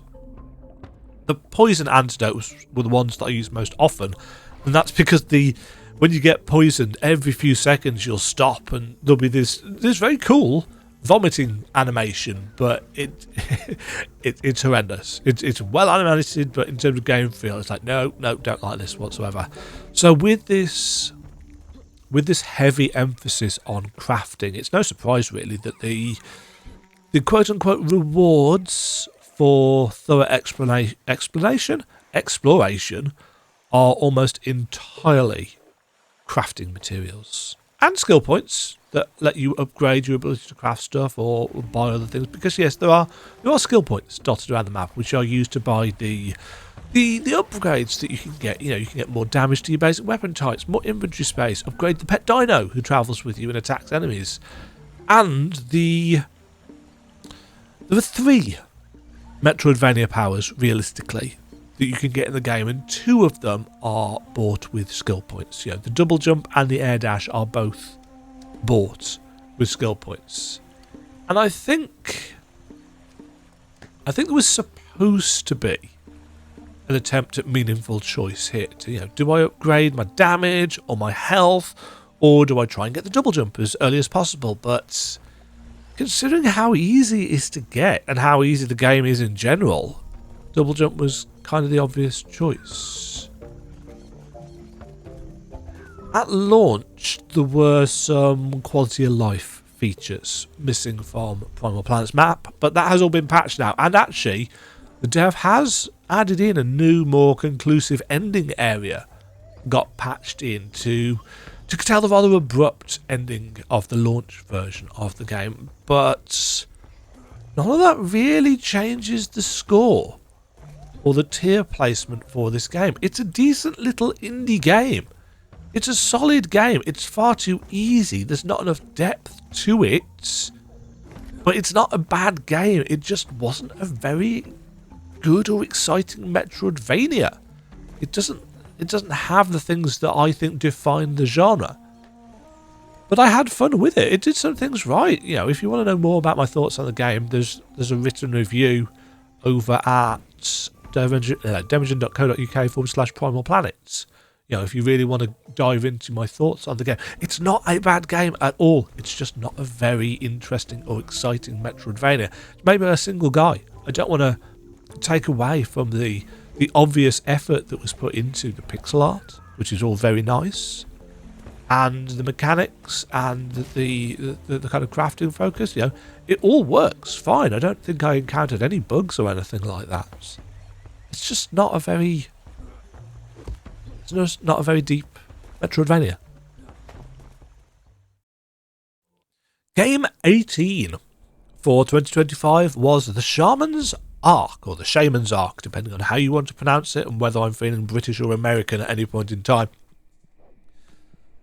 I have now mentioned several times in this video the concept of the unique selling points, though I've made a note in the script here, though considering I'm writing these entries out of order, this might not make sense yet. No, I have mentioned unique selling points before this, and making your game stand out in a genre that is as robustly saturated as the Metroidvania it's a task.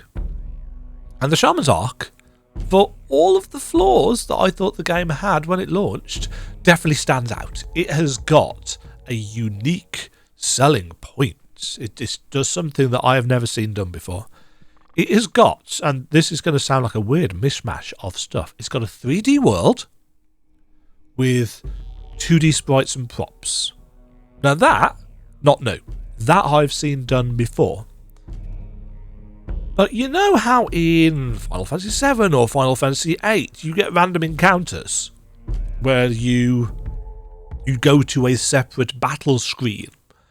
Shaman's Arc does that as well. So rather than fighting in the 3D overworld, you go into a separate battle screen. And unlike Final Fantasy or whatever, where you would fight in a turn-based ATB style combats, you play a rhythm game where you have to press buttons in time to a rhythm and in time to symbols flashing into the center of the screen. It is super fucking cool. I thought it was really good, really novel, really unique.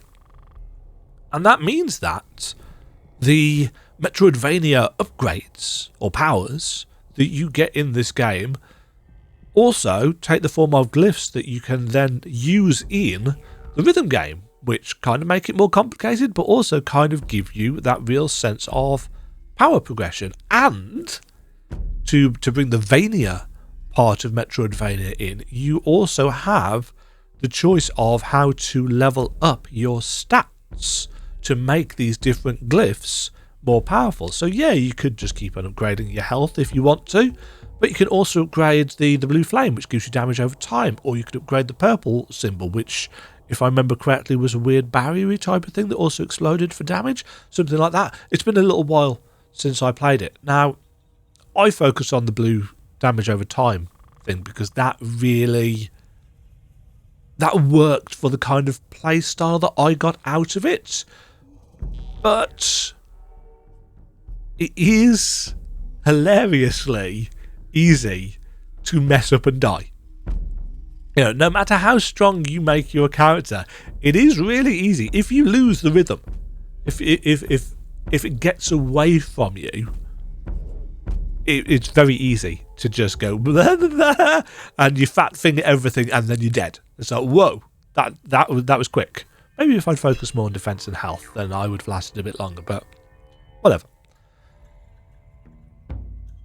So very, very interesting, very unique, really cool ideas.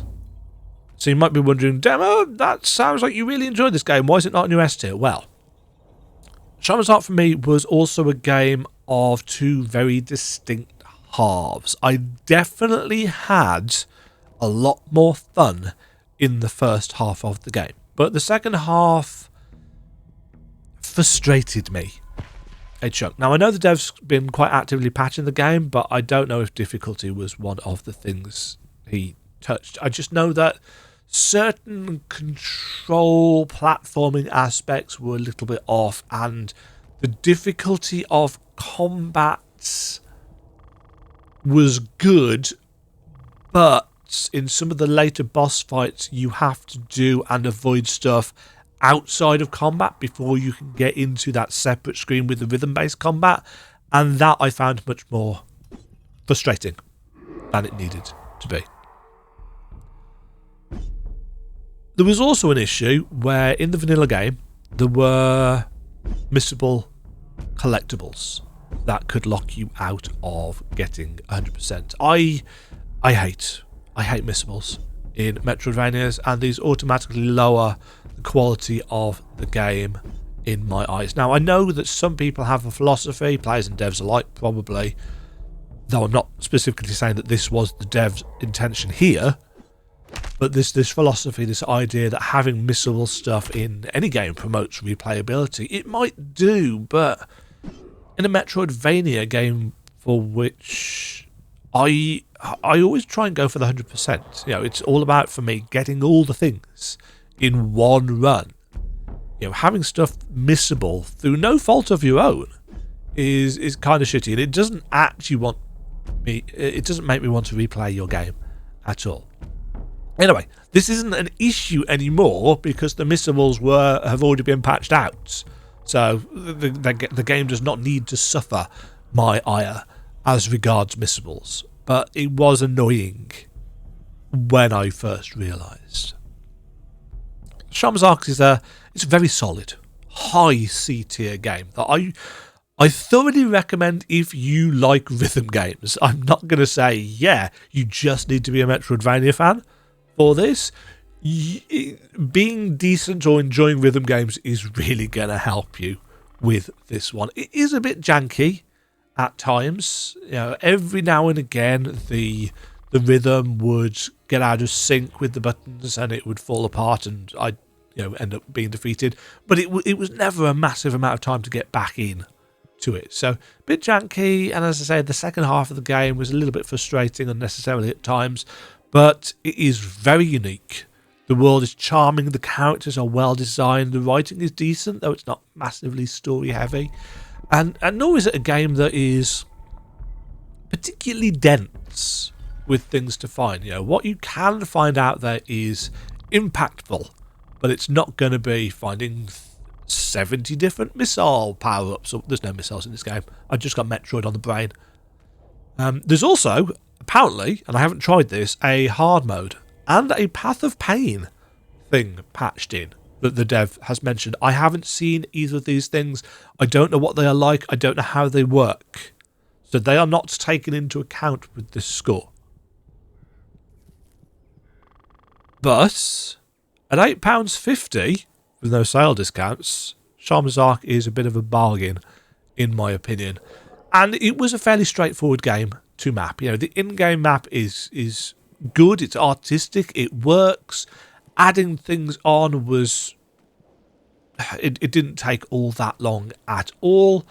And I've been back to it once to rejig the stuff with the missables as well, and make sure that they are now in the correct place, because they're no longer missable. It was a very straightforward map to put together. It was a very enjoyable game with a unique selling points, but it's a bit janky. It's got some frustrations. I highly recommend it if you like rhythm games. I don't know whether there's a demo. If there is a demo, I would very much try the demo before you splash out on this one. But as I said, £8.50 before sale discounts. It's not a super expensive game, and you'll get an idea of what they're going for within the first 20 minutes, but it will take a little while to really blossom out and show you the depth of how complicated it's going to get. Your mileage will definitely vary with this one, but it's one of the most unique games I've played this year. Game number 19 for 2025 is my first non-Metroidvania on the list. Now, because this is a list about the maps that I've made this year, this is a mapping retrospective, not a Metroidvania retrospective. I've generally been quite clear about that. There's going to be a smattering of non-Metroidvania games featured here, because I do like... People have got this idea in their head that I like mapping Metroidvanias. It's like, I mean, I do, but I like making maps. They don't have to be Metroidvanias, and this is the first game for the year that was not a Metroidvania. And it was Tormented Souls 2, which is a Resident Evil style, classic Resident Evil style survival horror game. It's got wonderful atmosphere, thanks to some Unreal Engine 5 graphics. It's got some decent puzzles, and at the point I played the Tormented Souls 2 demo, I had not played the original game. But I found this demo during the next fest, and I'd exhausted all of the other Metroidvania options that looked interesting at that point, so I decided to give it a go. And it does a load of stuff that I don't like. It does fixed camera angles, which I think are kind of meh. It's got an ink ribbon style save system from the classic Resident Evil games, which I think kind of suck and just punish people who can only play in short bursts. And it's got enemies that are quite spongy. But I nevertheless found that the experience had some charm. And it also has a pretty decent map. Not quite as substantially decent as the Resident Evil 2 and 3 and 4 remakes, but a decent map.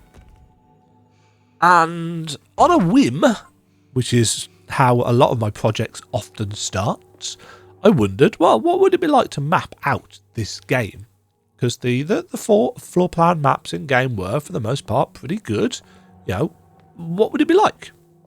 So I tried it, and I had a good time doing so. I added on icons for the save tapes, and the ammo, and the puzzle items, and how to do certain things. It reminded me very much of one of the previous times where I went out of my way to map something that wasn't a Metroidvania, which was when I mapped Vaporum Lockdown a couple of years ago. 2023 was that, I think? As someone who'd never actually heard of Tormented Souls, the series, before, I was then just about intrigued enough to find myself a copy of game number 20 for 2025, which was the original Tormented Souls, which is it's a very strange experience. Unlike its sequel, which is, as I said, built in Unreal Engine 5, the original game was built in Unity, and in many ways it showed.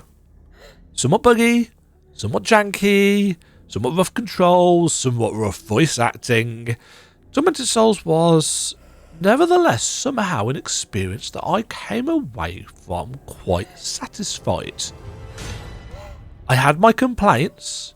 I still have my complaints. I still think it does a lot of things that I don't like in survival horror, and that I wish weren't in survival horror, though I know a lot of people like these things. But as with all the things that Tormented Souls 2 had in its demo, it also features one of my least favourite things in survival horror games.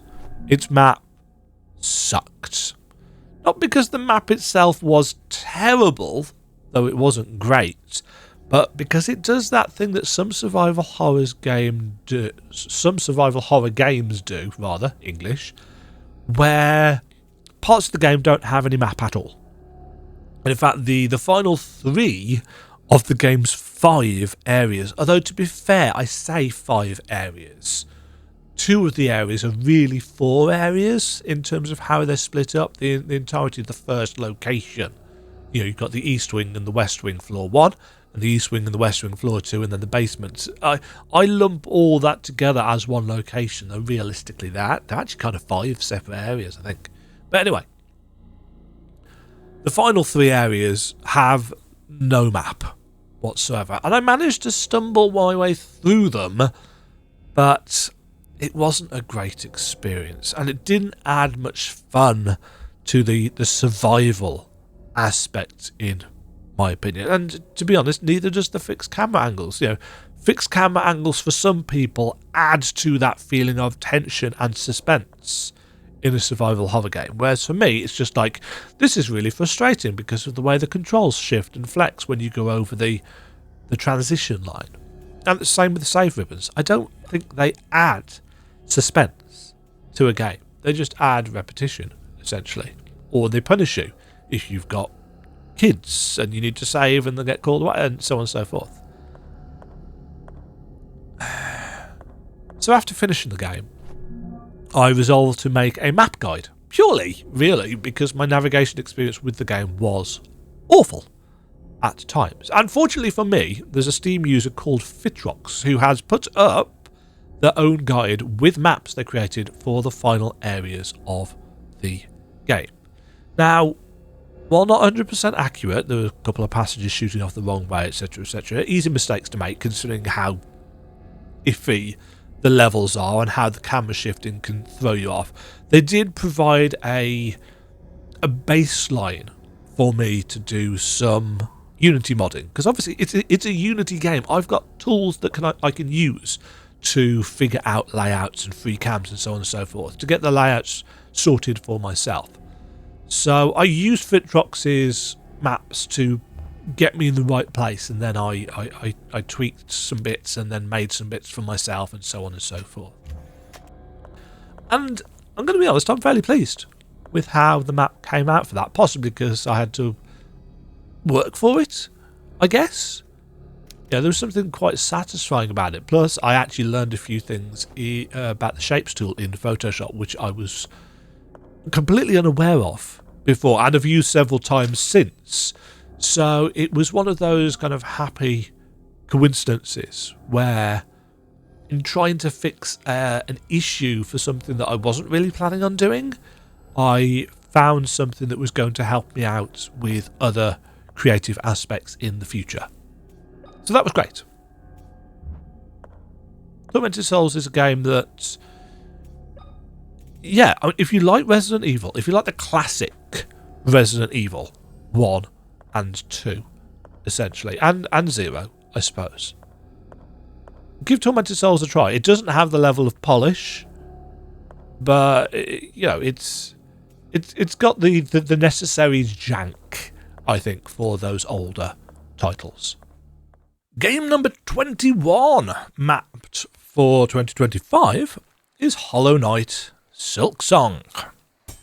At the time of writing this script, I have spent 96 hours mapping Silksong, pinning on every piece of currency, every hunter tool, every breakable wall, every door, every NPC, every boss, every lock-in arena, every challenge, every shop inventory item, every fast travel point, bench, mask shard, spool fragment, ability, memory locket, etc, etc, etc. Everything that you would expect from me, especially if you saw my original Hollow Knight map. All the things you would expect are on there. And the thing is, whilst Silksong is a big game, it's not 96 hours big just due to that basic mapping. That was not the majority of my time. Don't get me wrong, it was a chunk of time. It was probably 50 odd hours, keeping in mind that the game's probably 60 plus hours long if you go for 100%. No. The big chunks of time for the Silksong map were taken up with the following. I created composite screenshot maps for Mount Fae, layered them onto the original map, reworked the outline, and plotted on the entirety of the course for you to get through the platform and challenge section, across the bottom, up and winding round to the top to get the double jump. This took a good chunk of time.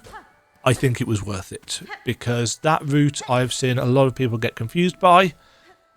It wasn't as bad as people said it was going to be for me, which surprised me. I had a couple of people say, yeah, you're going to hate this bit. I didn't hate it, actually. There were a couple of frustrating bits, but overall I was fine with it.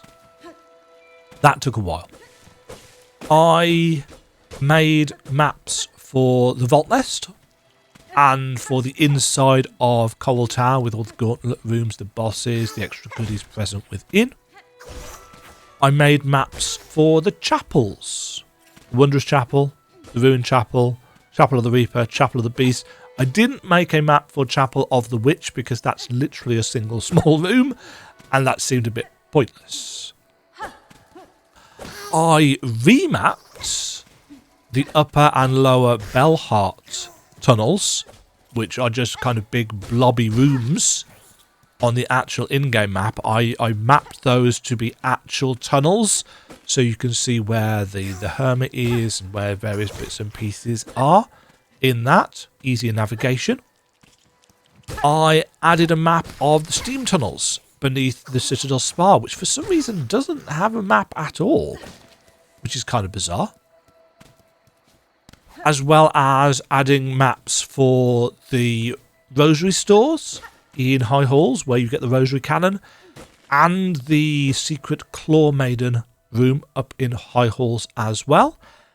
And I made the room that connects the Whispering Vaults down to Bilewater, the one with the vents and the different levers and switches that flapped.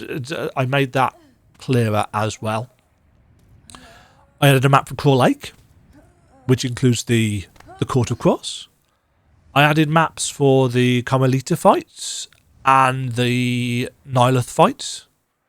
I mapped out the entirety of the exhaust organ, which is, for whatever reason, not present as a zone on the actual in-game map.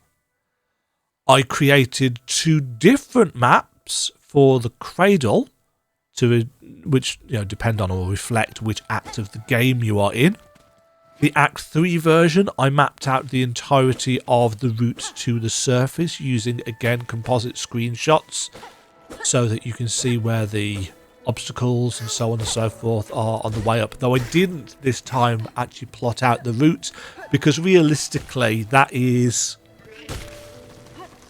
kind of the Path of Pain for this, though to be honest it's nowhere near as bad as the Path of Pain. It's just a little bit long, so I didn't plot out the route for that. You can work that one out yourself.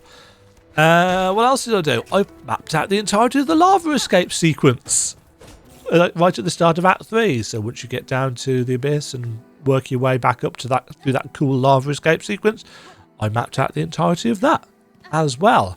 And as an aside, if you change the geography of the map so that you add the lava section in at the right scale in the right place, and then add the abyss at the bottom, and you add in the surface route at the top, it just completely changes the dimensions of the map. The lava escape route is over half of the height of the entire in-game map.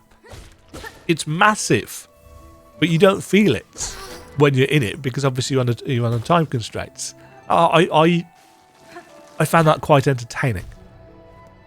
What else did I do? I changed the Last Judge run-back room to more clearly show the route through, and also to show the craft metal in the tunnels underneath. And a good chunk of the work was just trying to figure out how best to show which act certain things could be found in. So all of that took time. That is a good 40 hours of work there. All of those extra little maps, and there is still one that I know I'm missing. I forgot what they're called, and I haven't written this in the script. Is it the Clover Dancers? I think it's the Clover Dancers. Their entire area, which has technically got a room. That requires me on an additional playthrough to get back to that section and do that again. I couldn't find a way of warping in there because, of course, it's a dream sequence place. There could be other things as well that I've forgotten. So, yeah, the Silksong map was an enormous effort. It is the most time I have spent on any map. Not just in 2025, but in any map. And the thing is, it's not even the biggest map I've made. People look at the Silksong map and think, oh, this is massive. This must be the biggest map of any Metroidvania. It's not. If you've watched either of the comparison map videos that I put out earlier this year, it's not the biggest Metroidvania map. It's very dense, but it's not the biggest. But it is the map that's taken me the most hours to get the kind of detail and quality I wanted on. And of course, with the DLC coming up in 2026, I wonder how much that is going to expand with that. I'm assuming it is unfinished content that they have spent the last 3 months or whatever it is, and will continue to spend time into 2026 polishing up, because I'm reasonably certain there was a cut zone already data mined in the game that was aquatic, and I'm assuming that's where the Sea of Sorrows is going to kick us off. So yeah, we'll see how much time gets added on for that. 96 hours and counting. Game 22, map 22 for 2025 was Dark Devotion. Now this was an update. It was a fairly comprehensive update, but this was an update. Dark Devotion was actually the 6th game I mapped ever. And that was 2019, if I remember correctly, and it was and has always been a bit of a mess. You know, I hadn't settled on anything. I was still experimenting with fonts, iconography, what made clear information, so on and so forth. So it needed a chunk of work, and at some point I said, I never thought I was going to go back to it. I just thought, yeah, that would be a lot of work. Because Dark Devotion is a weird game. It's very strangely structured. It's kind of roguelike. It's kind of Roguevania. There's no jump button. And there's no way of going back to previous rooms. You go forwards. You progress deeper and deeper into a labyrinth of rooms, all connected via this web-like map, until you either die and return to the sanctuary, or you reach the end of your run and return to the sanctuary. So it's got that rogue element to it. Now there are shortcut teleporters that you can unlock on the journey down that let you quickly get back to where you died, or so on and so forth. But you can equally ignore those and try a different route entirely. It's a game about making choices in every single room about which way you want to go and which way you want to explore, and can you get to that thing that you saw but couldn't reach the last time, and so on and so forth. It's quite an odd game built on a very janky engine, and yet I had a good amount of fun with it back in the day. But as I said, my map wasn't great. It was the only map of its kind, so it got a lot of use from people on Steam before I took all my Steam guides down. It was one of the first guides that I actually ever put up on Steam guides, and it was missing a lot of information. But this map is a lot better. It's much, much better. I completely redid the background because I know a lot more about working with these things now. So the map background itself is much crisper, and it's not blurred screenshots like it was from the first version. I went through and added on, well, everything, basically. All of the things that I didn't put on the first time round, either because I didn't think they were important or I didn't find them. I put on icons for all of the chests, the faith coffers, the corpses. They are now on here differentiated by colour in the same way, and I'm not taking credit for this, in the same way, and in fact the same colours I think I stuck with, as I saw somebody else do in a more recent map guide, which is in Chinese. And they did more work than I've done. They changed the shapes of the rooms to more closely resemble what is in game. They added it in the ladders and so on and so forth. It's a masterwork. It's really good quality map. I'll link that down in the description as well. I'll put a note on screen if I remember. I wasn't going to that much effort, but I did want to update my map in English, obviously. So I did play through the game with cheats, obviously, to teleport around, to check the contents of all of the chests, coffers, and so on and so forth. I also added on separate icons for all of the different shrines. But basically, it's 6 years later. 6 years later. And I can do stuff better now. I've got a better idea of what I'm doing and what people like and what people don't like. So this is a much better map than it was for a game that probably nobody is playing. But I feel much better about it. Speaking of map refreshes, game 23 for 2025 was GenoPanic, which had an update this year that added fast travel and extra collectibles. So it is now a little bit more of a Metroidvania than it was. It's still quite linear, but it's got options of going back to earlier places now. Does any of it make it a dramatically better game? No, not really. It's still very short. It's still quite linear. And I still hold to my initial review that it does feel, nevertheless, really good to play. It's got really good game feel. And there's a lot of charm to the game. Adds a little bit of dark humour to it that I really liked. But it's not very long. The map refresh checked all of the note locations and names because some got changed, oddly not always for the better. Some of the originals had rather cheeky pop culture references and the new ones don't, which I think is kind of sad. A few things got moved, but not much. A handful of rooms got added. All of the teleporters got added on, and I generally just made the map more accurate to the patch game, albeit a couple of months after the patch went live. Somebody asked me about it in a YouTube comment, if I remember correctly. It's like, was I going to update the map? And it's like, the game got updated? Because I didn't know at the time, and I said I'd like to try and get round to it, and I did. So there we go. Short, sweet update to the GenoPanic map. Map number 24 was Maid of Salvation. The announcement for this game came as a bit of a surprise to me.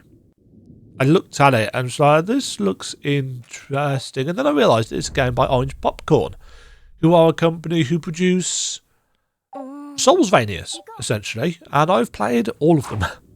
And they've all been mid-tier. They don't do anything wrong in any shape or form, but they're often the safest games you're ever likely to play. You know, they're formulaic. They do the same thing each time. And Maid of Salvation follows this same formula almost to a T, but it does have one significant twist. You now play in a 3D world from the top down, but it's not a Zelda-like. Now, I know that for me, Zelda-likes and Metroid games are basically the same thing. Congruous world, go out, find things, use them elsewhere. And I know that wasn't Symphony of the Night inspired by Zelda? You know, everybody thinks Symphony of the Night was inspired by Super Metroid, because obviously it was 3 years later. But no, Igarashi was inspired by Zelda for creating Symphony of the Night. I'm sure I've heard that somewhere. Either way, this is not a Zelda-like in any way, shape or form. It is still very much a Metroidvania / Soulsvania, just from a completely different perspective, and it works. In fact, I'd argue it's probably their best game. It's also probably their easiest game, though it does have the usual formulaic Orange Popcorn final 10 to 15% of the game difficulty spike that all of their games have had to this point. And it's got a New Game Plus added in, which is something that they always do. It's got new items and new chests in New Game Plus for you to find. It's a solid mid-tier entry, just like all of their others have been, just with this twist. Map-wise, it is exactly as I expected it to be from playing the demo. Despite it now being top-down, it still has that very traditional Castlevania-style map. Blue fields with white borders. But the way you move around it is obviously quite different.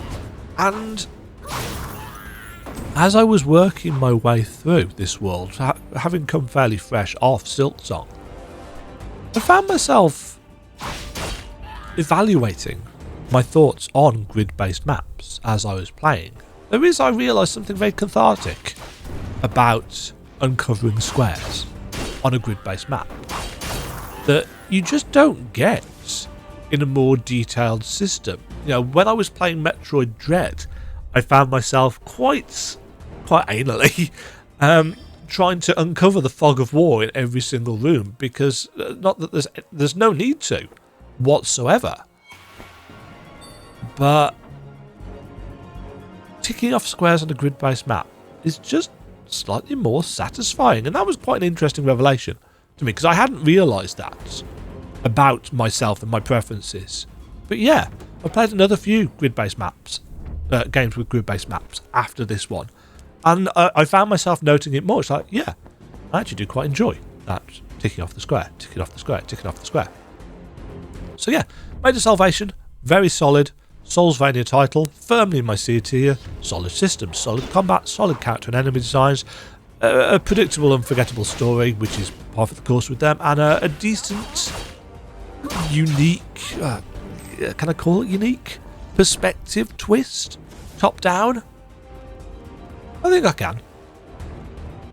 All of Orange Popcorn's games feel quite iterative rather than innovative. And I think this perspective shift is probably their biggest leap to date. I'm still not really ready to call it an innovation, but I think it kind of is. And I really liked it.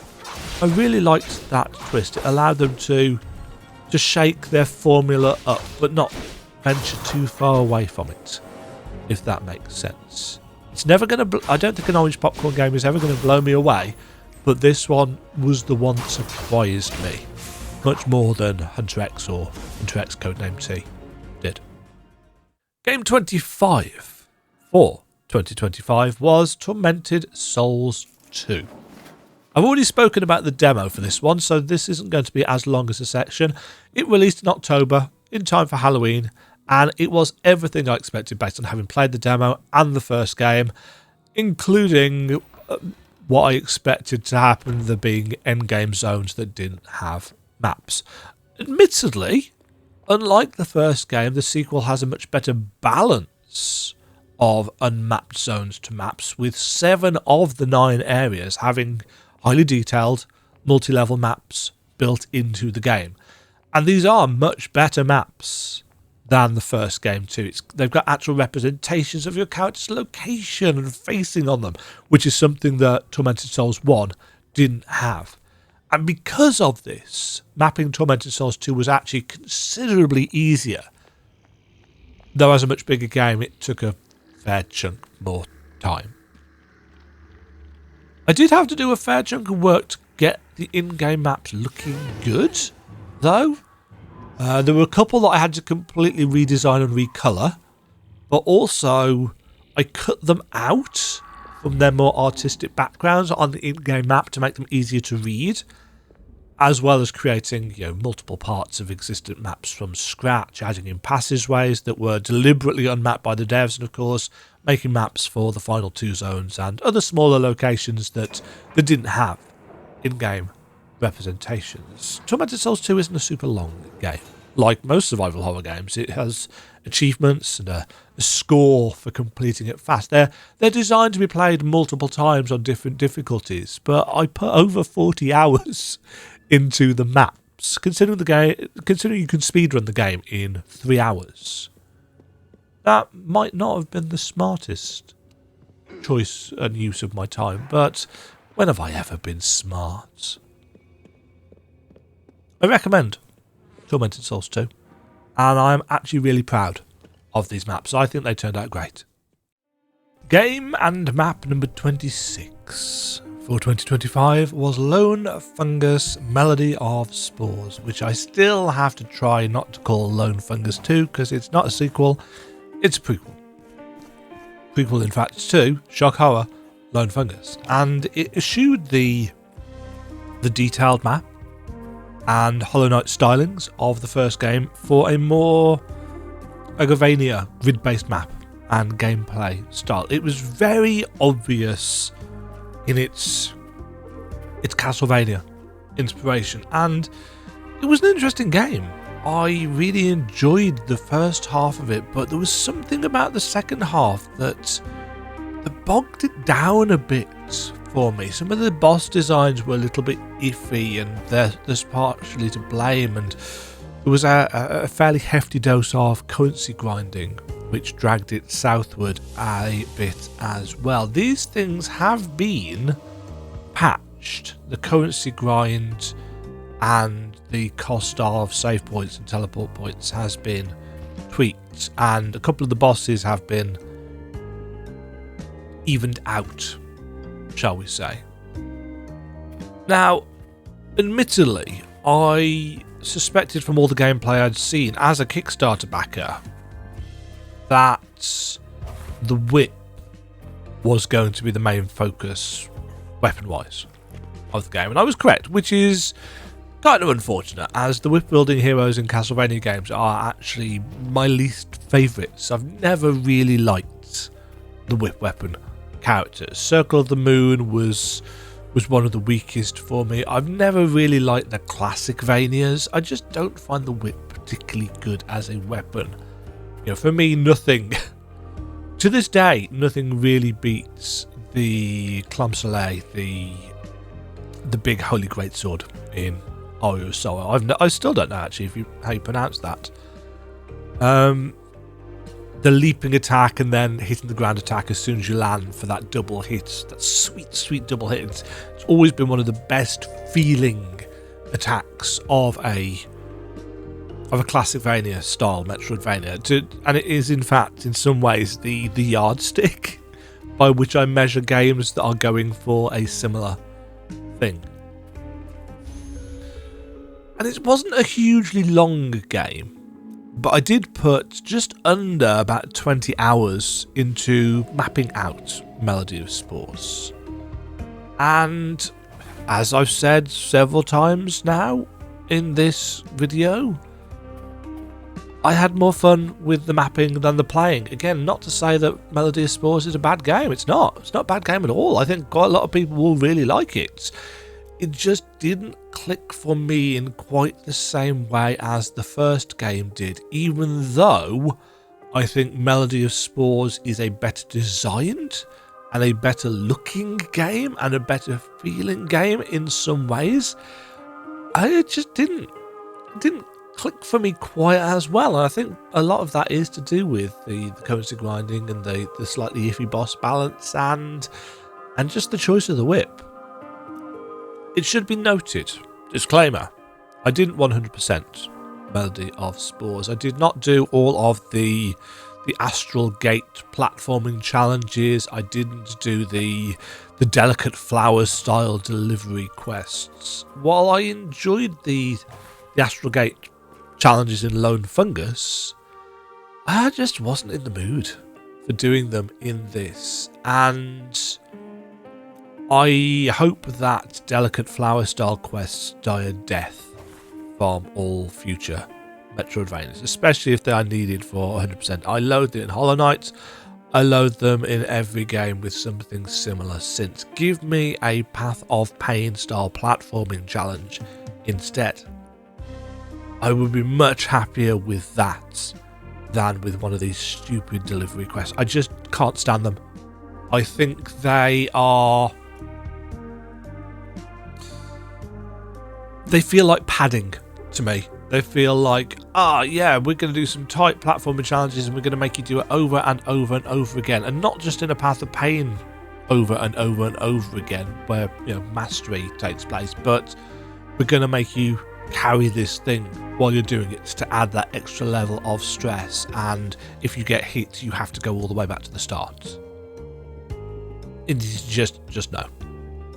You know, Path of Pain was easier in that regards, because, you know, you take some damage in the Path of Pain and you just get teleported back to the previous safe ground and you try again. Whereas with this, you know, if you get hit right towards the end, you have to go all the way back to the start and do it all over and over again. It feels like padding to me. I just don't like it as a design choice. I know people do, but I'm never going to praise, I don't think. You know, even with the changes that they made in Silksong for the delivery style quests, it's just like locking one of the pale oil upgrades behind one of those was just a shitty move, in my opinion. But yeah, Melody of Spores, decent game, put it in my C tier, just didn't click for me, but it's beautiful. It was, I'm sure, a lot of work. I think it's a more technically robust game. I just think I preferred the first one a little bit more. but not by much. Not by much. Melody of Spores is good. I recommend it. Moving on to a game that I don't recommend. Game number 27, map number 27 for the year was Possessors, which was a slog of a game from an apparently much lauded studio that almost got so many things right but fell short in so many ways, and they're apparently not going to get a chance to fix them due to layoffs and a few employees being moved on to other projects, which sucks. You know, I'm not trying to be vindictive, I'm not trying to be hateful towards Heart Machine. I generally feel that the state of the industry over the last couple of years has just been horrible for well-meaning developers. But that being said, I bought a video game and I expect certain things from a video game, and it is my right to critique and praise that video game that I have paid money for, so I'm going to do so. Ostensibly, Possessors is a narrative-driven Metroidvania about a teenage girl whose destiny and body becomes entwined with that of a rather aloof demon, and there are a lot of parallel narratives between the two of them that showcase that both of them have been abused by friends or lovers, psychologically speaking. It's a very mature story setup that I could totally get behind if it were done well. And it isn't. And I think that's for a couple of reasons. And I'm not going to say here that there's bad writing or anything like that, because there's a lot of people on the internet that will say, oh yeah, this is really badly written. And you press them on, well, how is it actually badly written? And they can't really tell you what bad writing is. I'm not going to do that because I'm not an idiot. What I am going to say is that there are certain things that they tried in the writing that I think don't work for the genre of game that they tried to put it in. There were things that I didn't like, not because they were quote-unquote badly written, but because I don't think did service to the themes or the tone or what have you that they were going for. So, first of all, the game is set against a background story so predictable that I physically groaned when the game stopped to spell it out. Just in case you somehow hadn't got it before the big reveal down in the campus area. It's like, yes, I'm sure there would have been some people that didn't click for. But it was very heavy-handed. There was nothing subtle about it whatsoever. And for a game that was going for such mature themes and writing, it was like, did you need to do that? It's just like, oh, you didn't get it? Slap, slap, slap here. Slap, slap, slap. This is the plot. Slap, slap, slap. I don't need that. It just made it feel like the game writers were treating me like a complete idiot. So that really bugged me.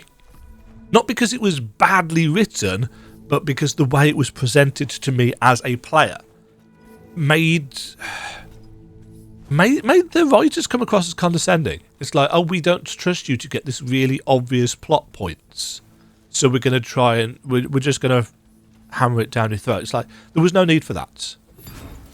Secondly, a story like this works. You know, a story about love and loss and suffering and longing and hatred, it only works when you care about the plight of the characters. Not because we necessarily like them. You know, you don't need to like your protagonists and antagonists in a story, but you need, with this kind of story, to care about what happens to them, because you want them to grow, to be better, to open their eyes to the situations that they are in. And to do this, they have to be well written, and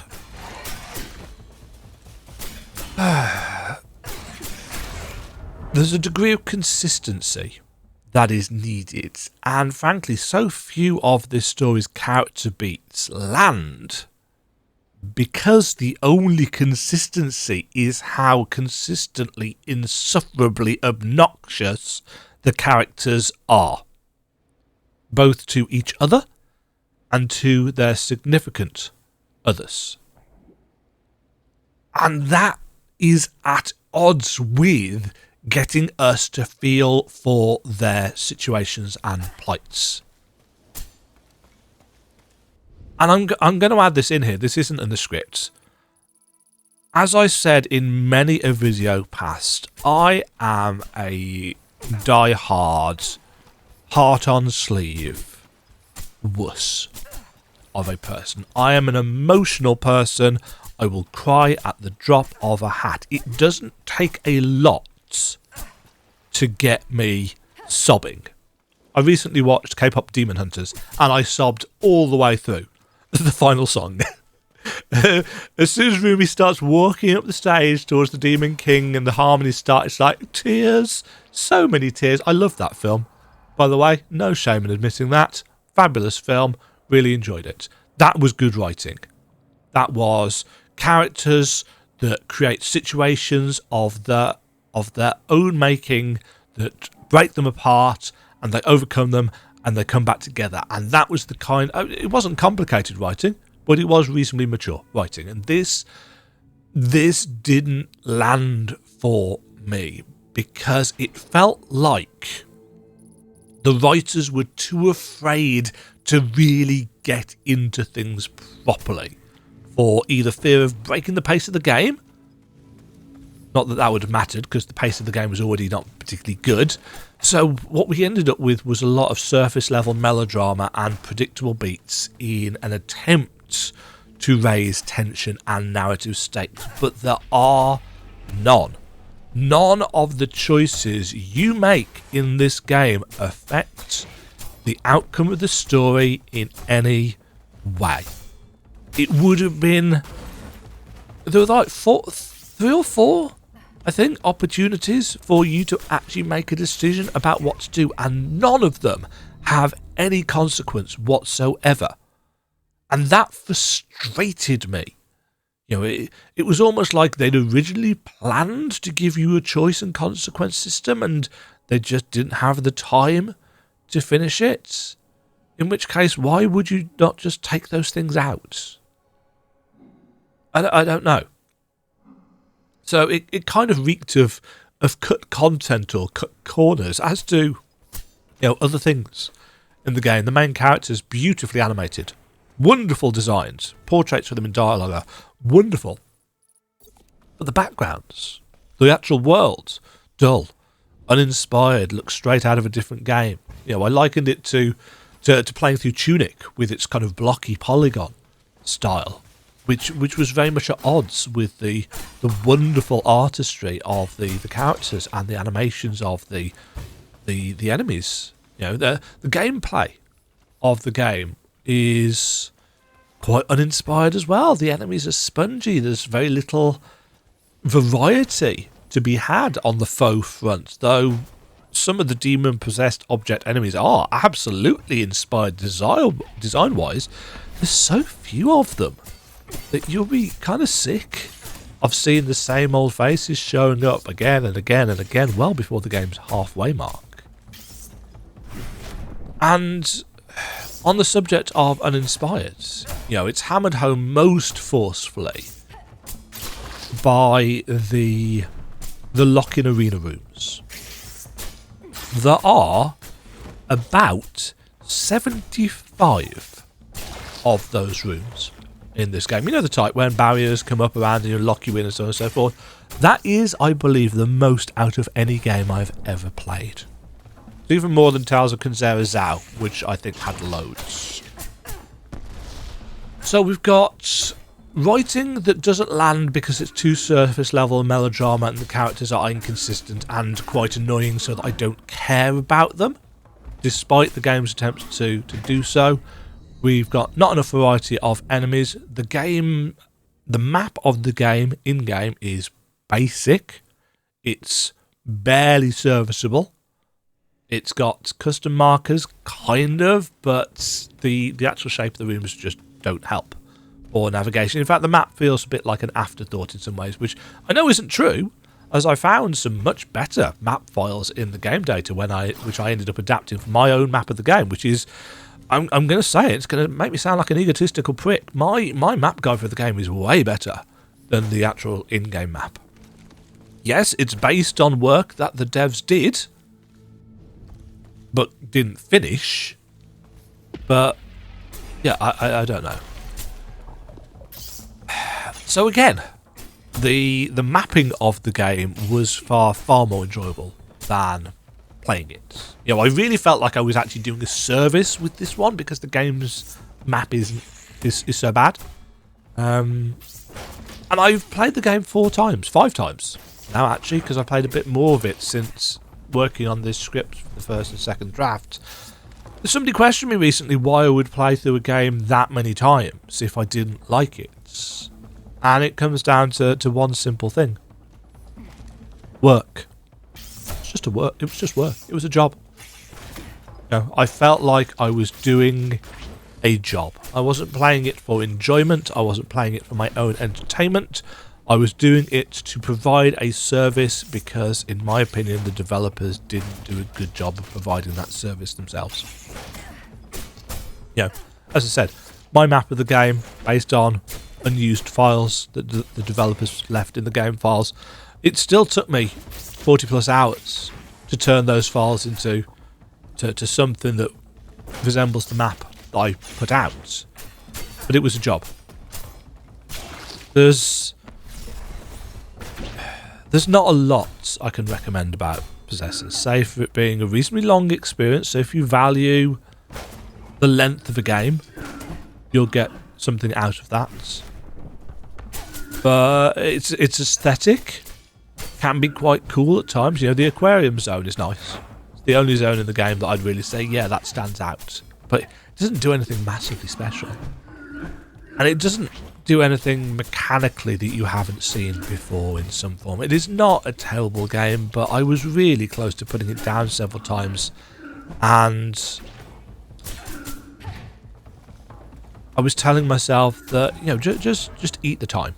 Eat the lost time that you'd always spent putting together on this base map. Just sack it off. And in some ways I wish I had, because whilst there is still small enjoyment to be had here, and it's not the worst Metroidvania out there, it is hard to recommend.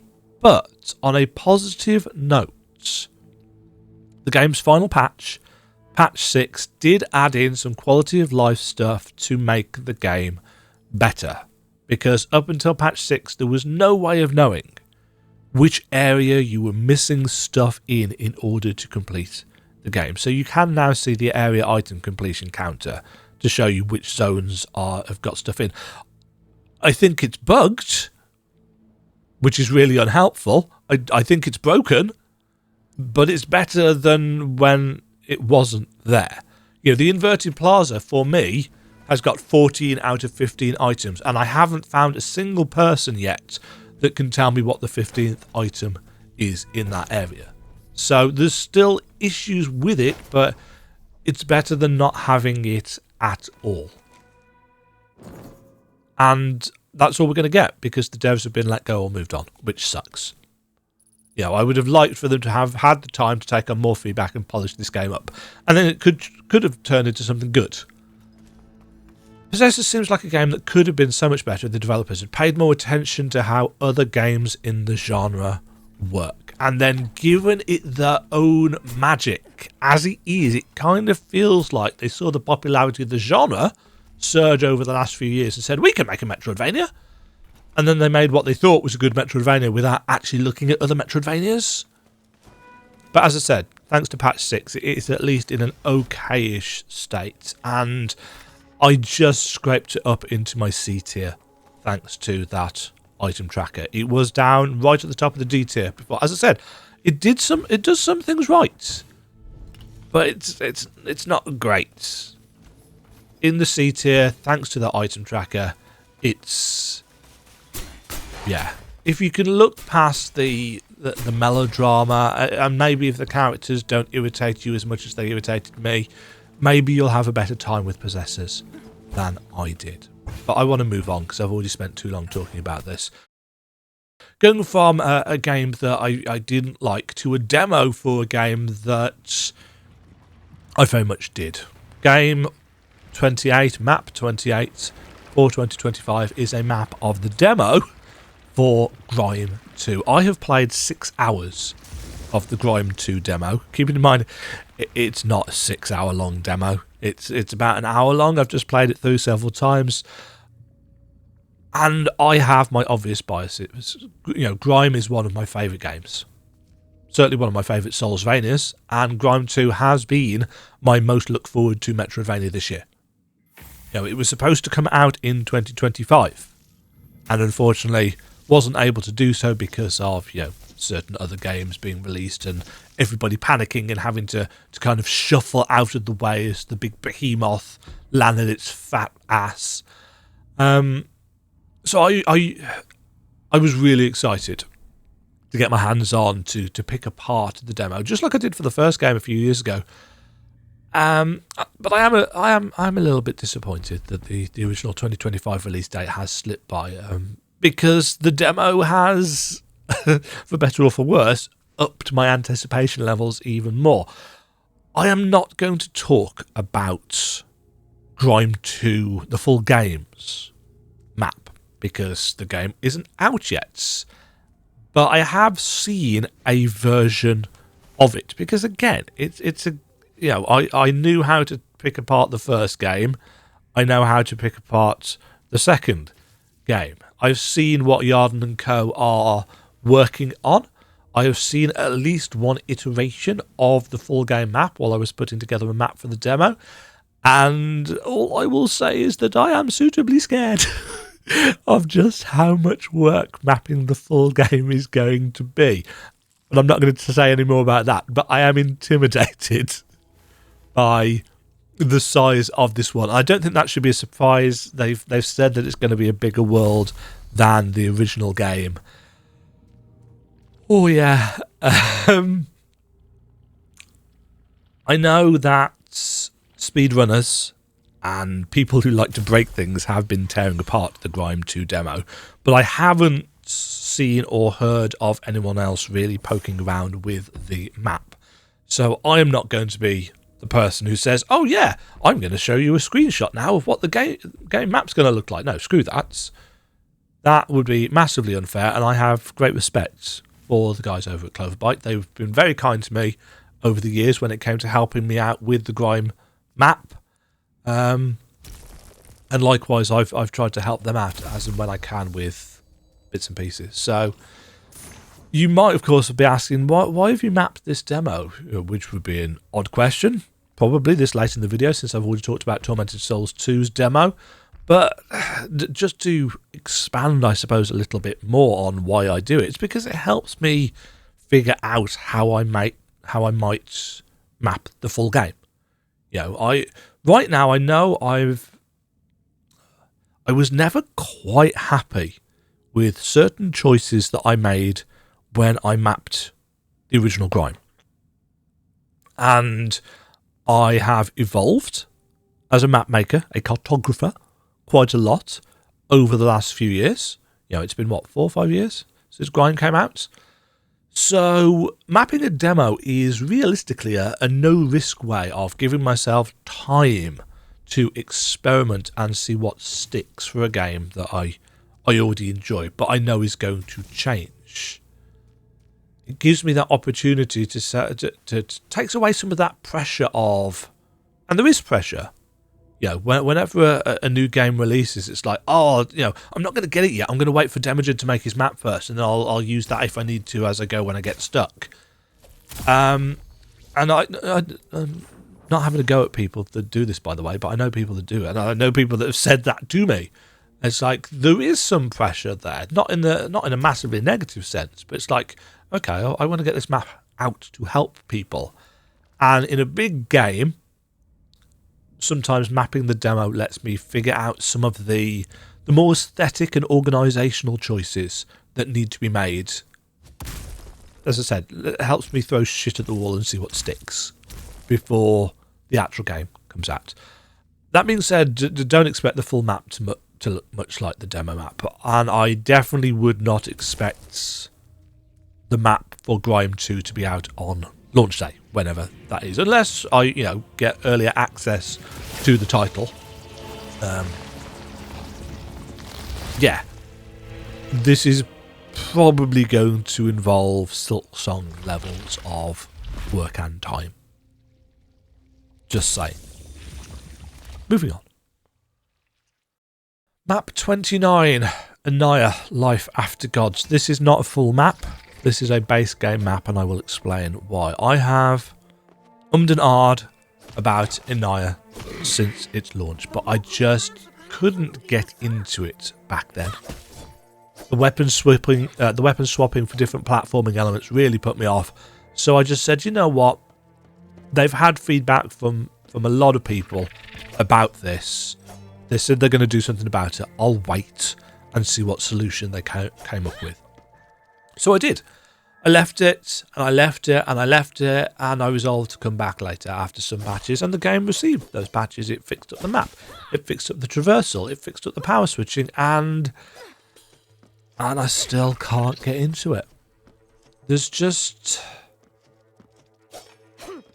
It is a beautifully drawn and animated game, but there is just something about each of the rooms in the beautiful but massive jungle area that is so repetitive and dull, and despite its beauty kind of feels uninspired, and that I find quite boring. Every room feels kind of the same, and there's this constant level of chatter and NPC talk from the protagonist and her ghostly spiritual mentor person.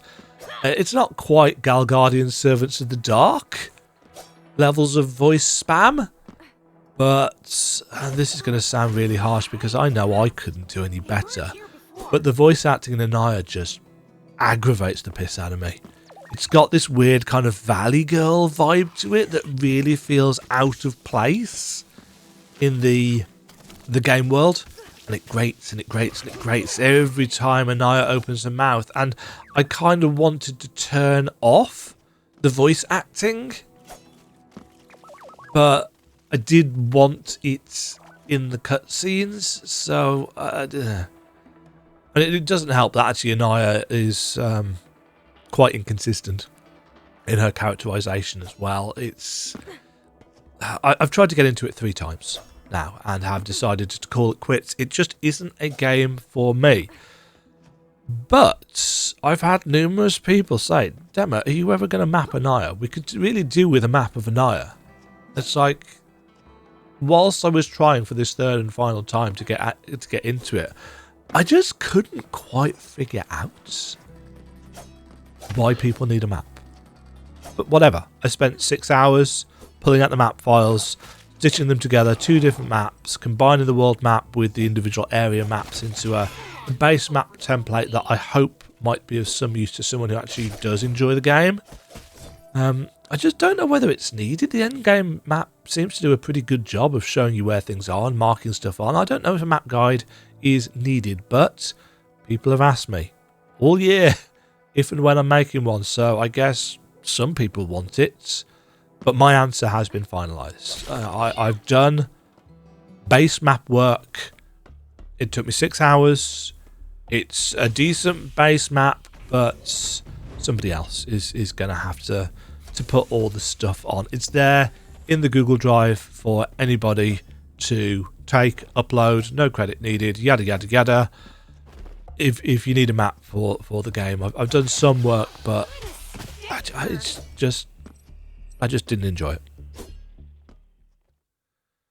From a game that I didn't enjoy to a game that I very much did enjoy. An older game, in fact, that very much is targeted at me. I'm very much the target audience for the cheesy, tropey 90s action flick-inspired Shadow Complex Remastered. I played the original version of Shadow Complex on the Xbox back in 2009, and I've had the remastered version on Steam for a couple of years as well, but I never actually properly played it. I played about 90 minutes, I think it was, back in 2021, but didn't get very far. And I saw somebody in the Metroidvania Guru's Discord mention Shadow Complex a few weeks ago at this point, and it's like, oh yeah, Shadow Complex, I've got that. I enjoyed that game. I remember enjoying that game.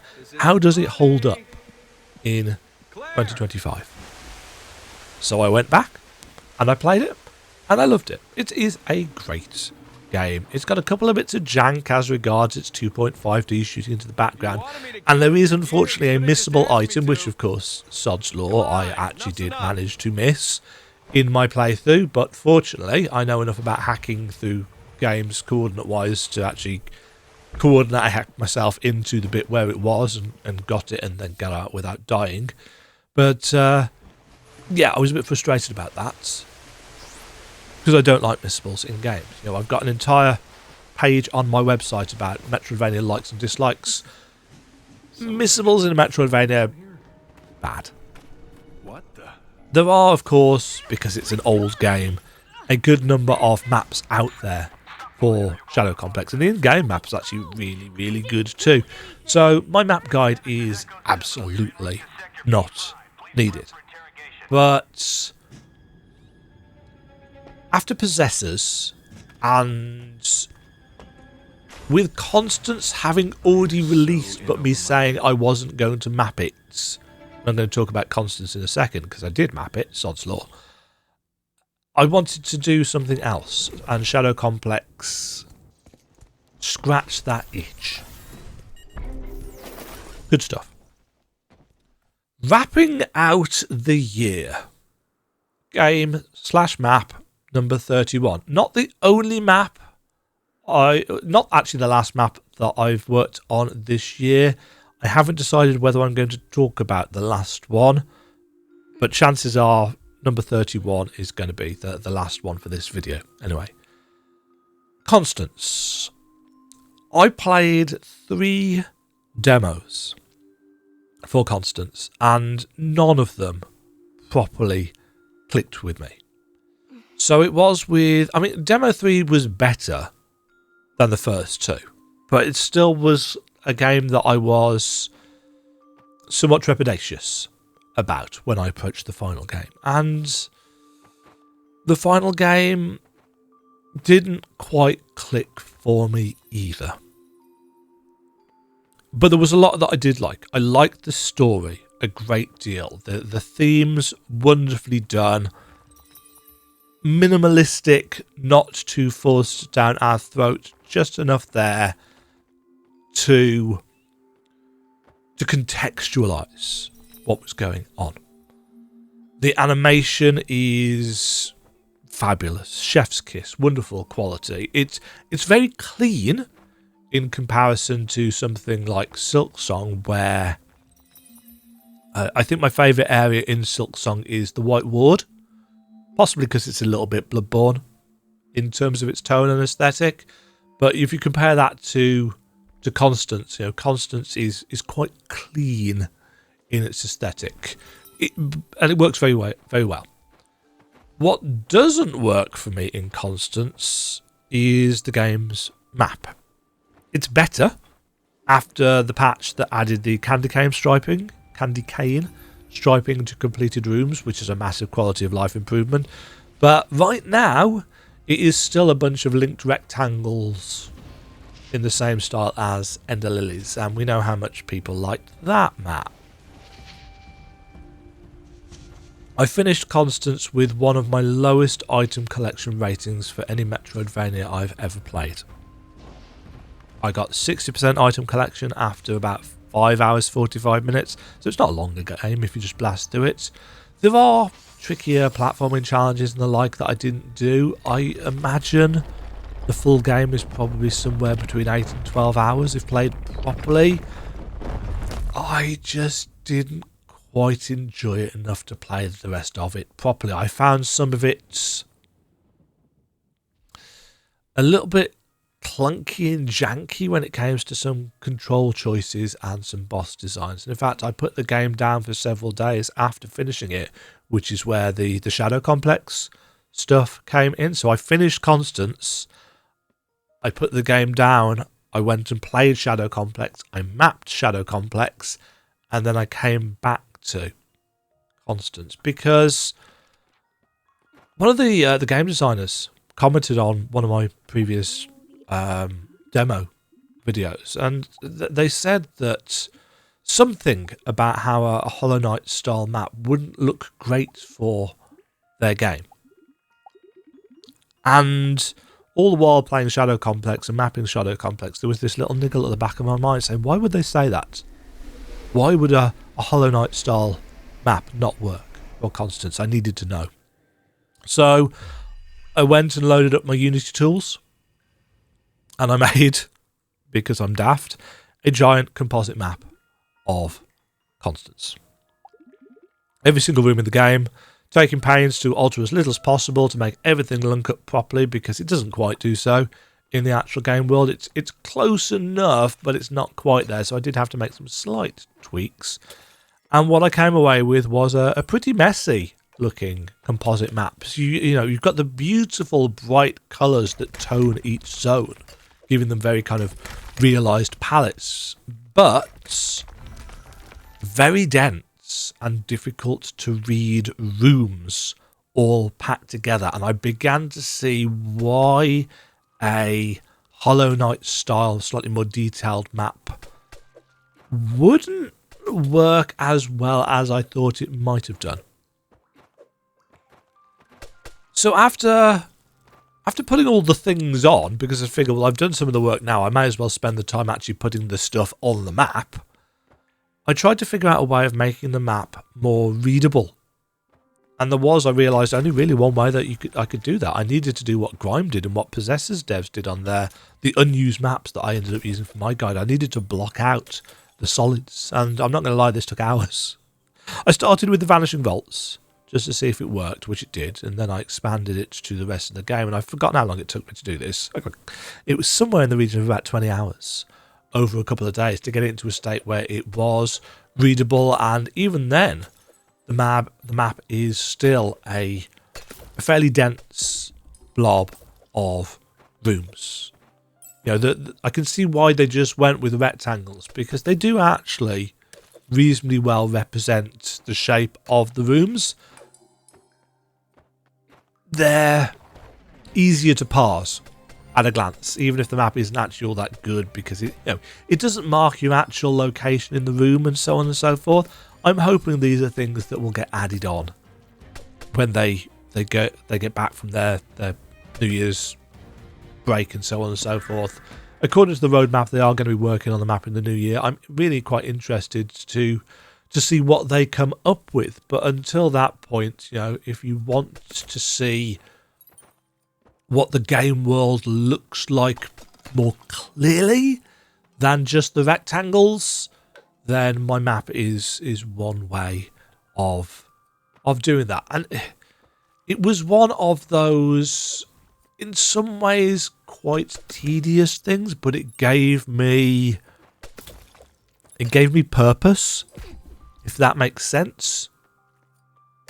So I got a lot of enjoyment out of trying to see if I could make a map for Constance that didn't run into the pitfall that the devs said was a bit of a problem in terms of readability.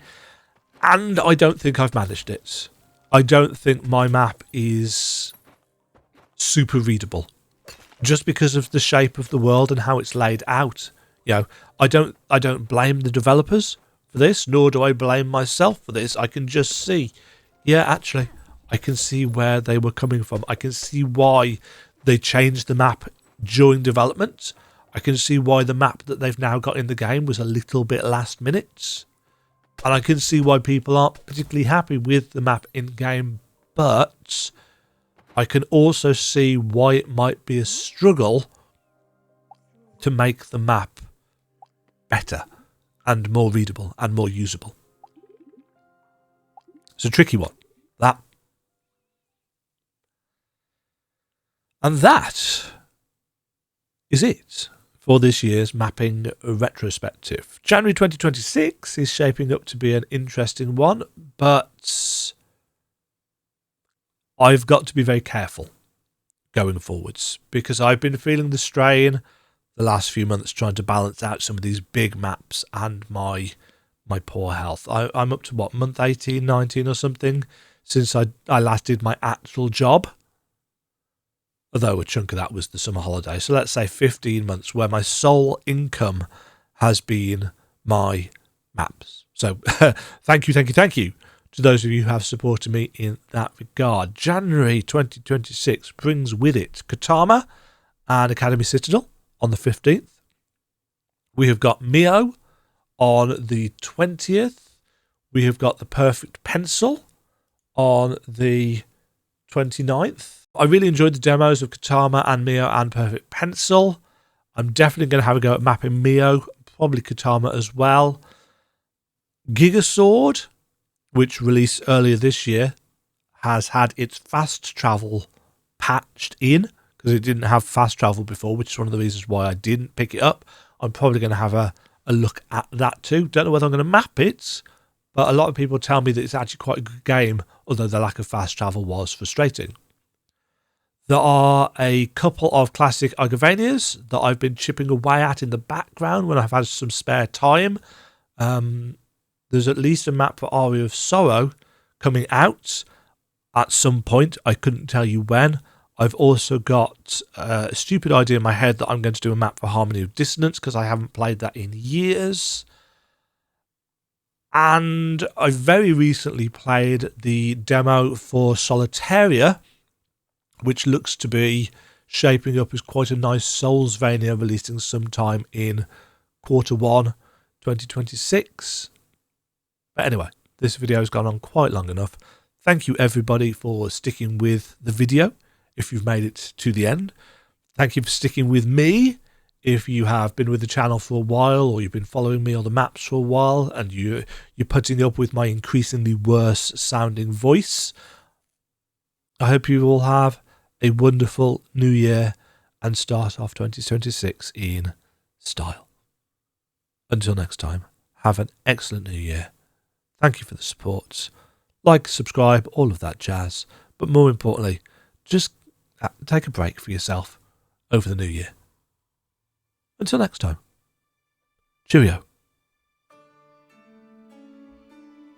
Thank you very much for watching.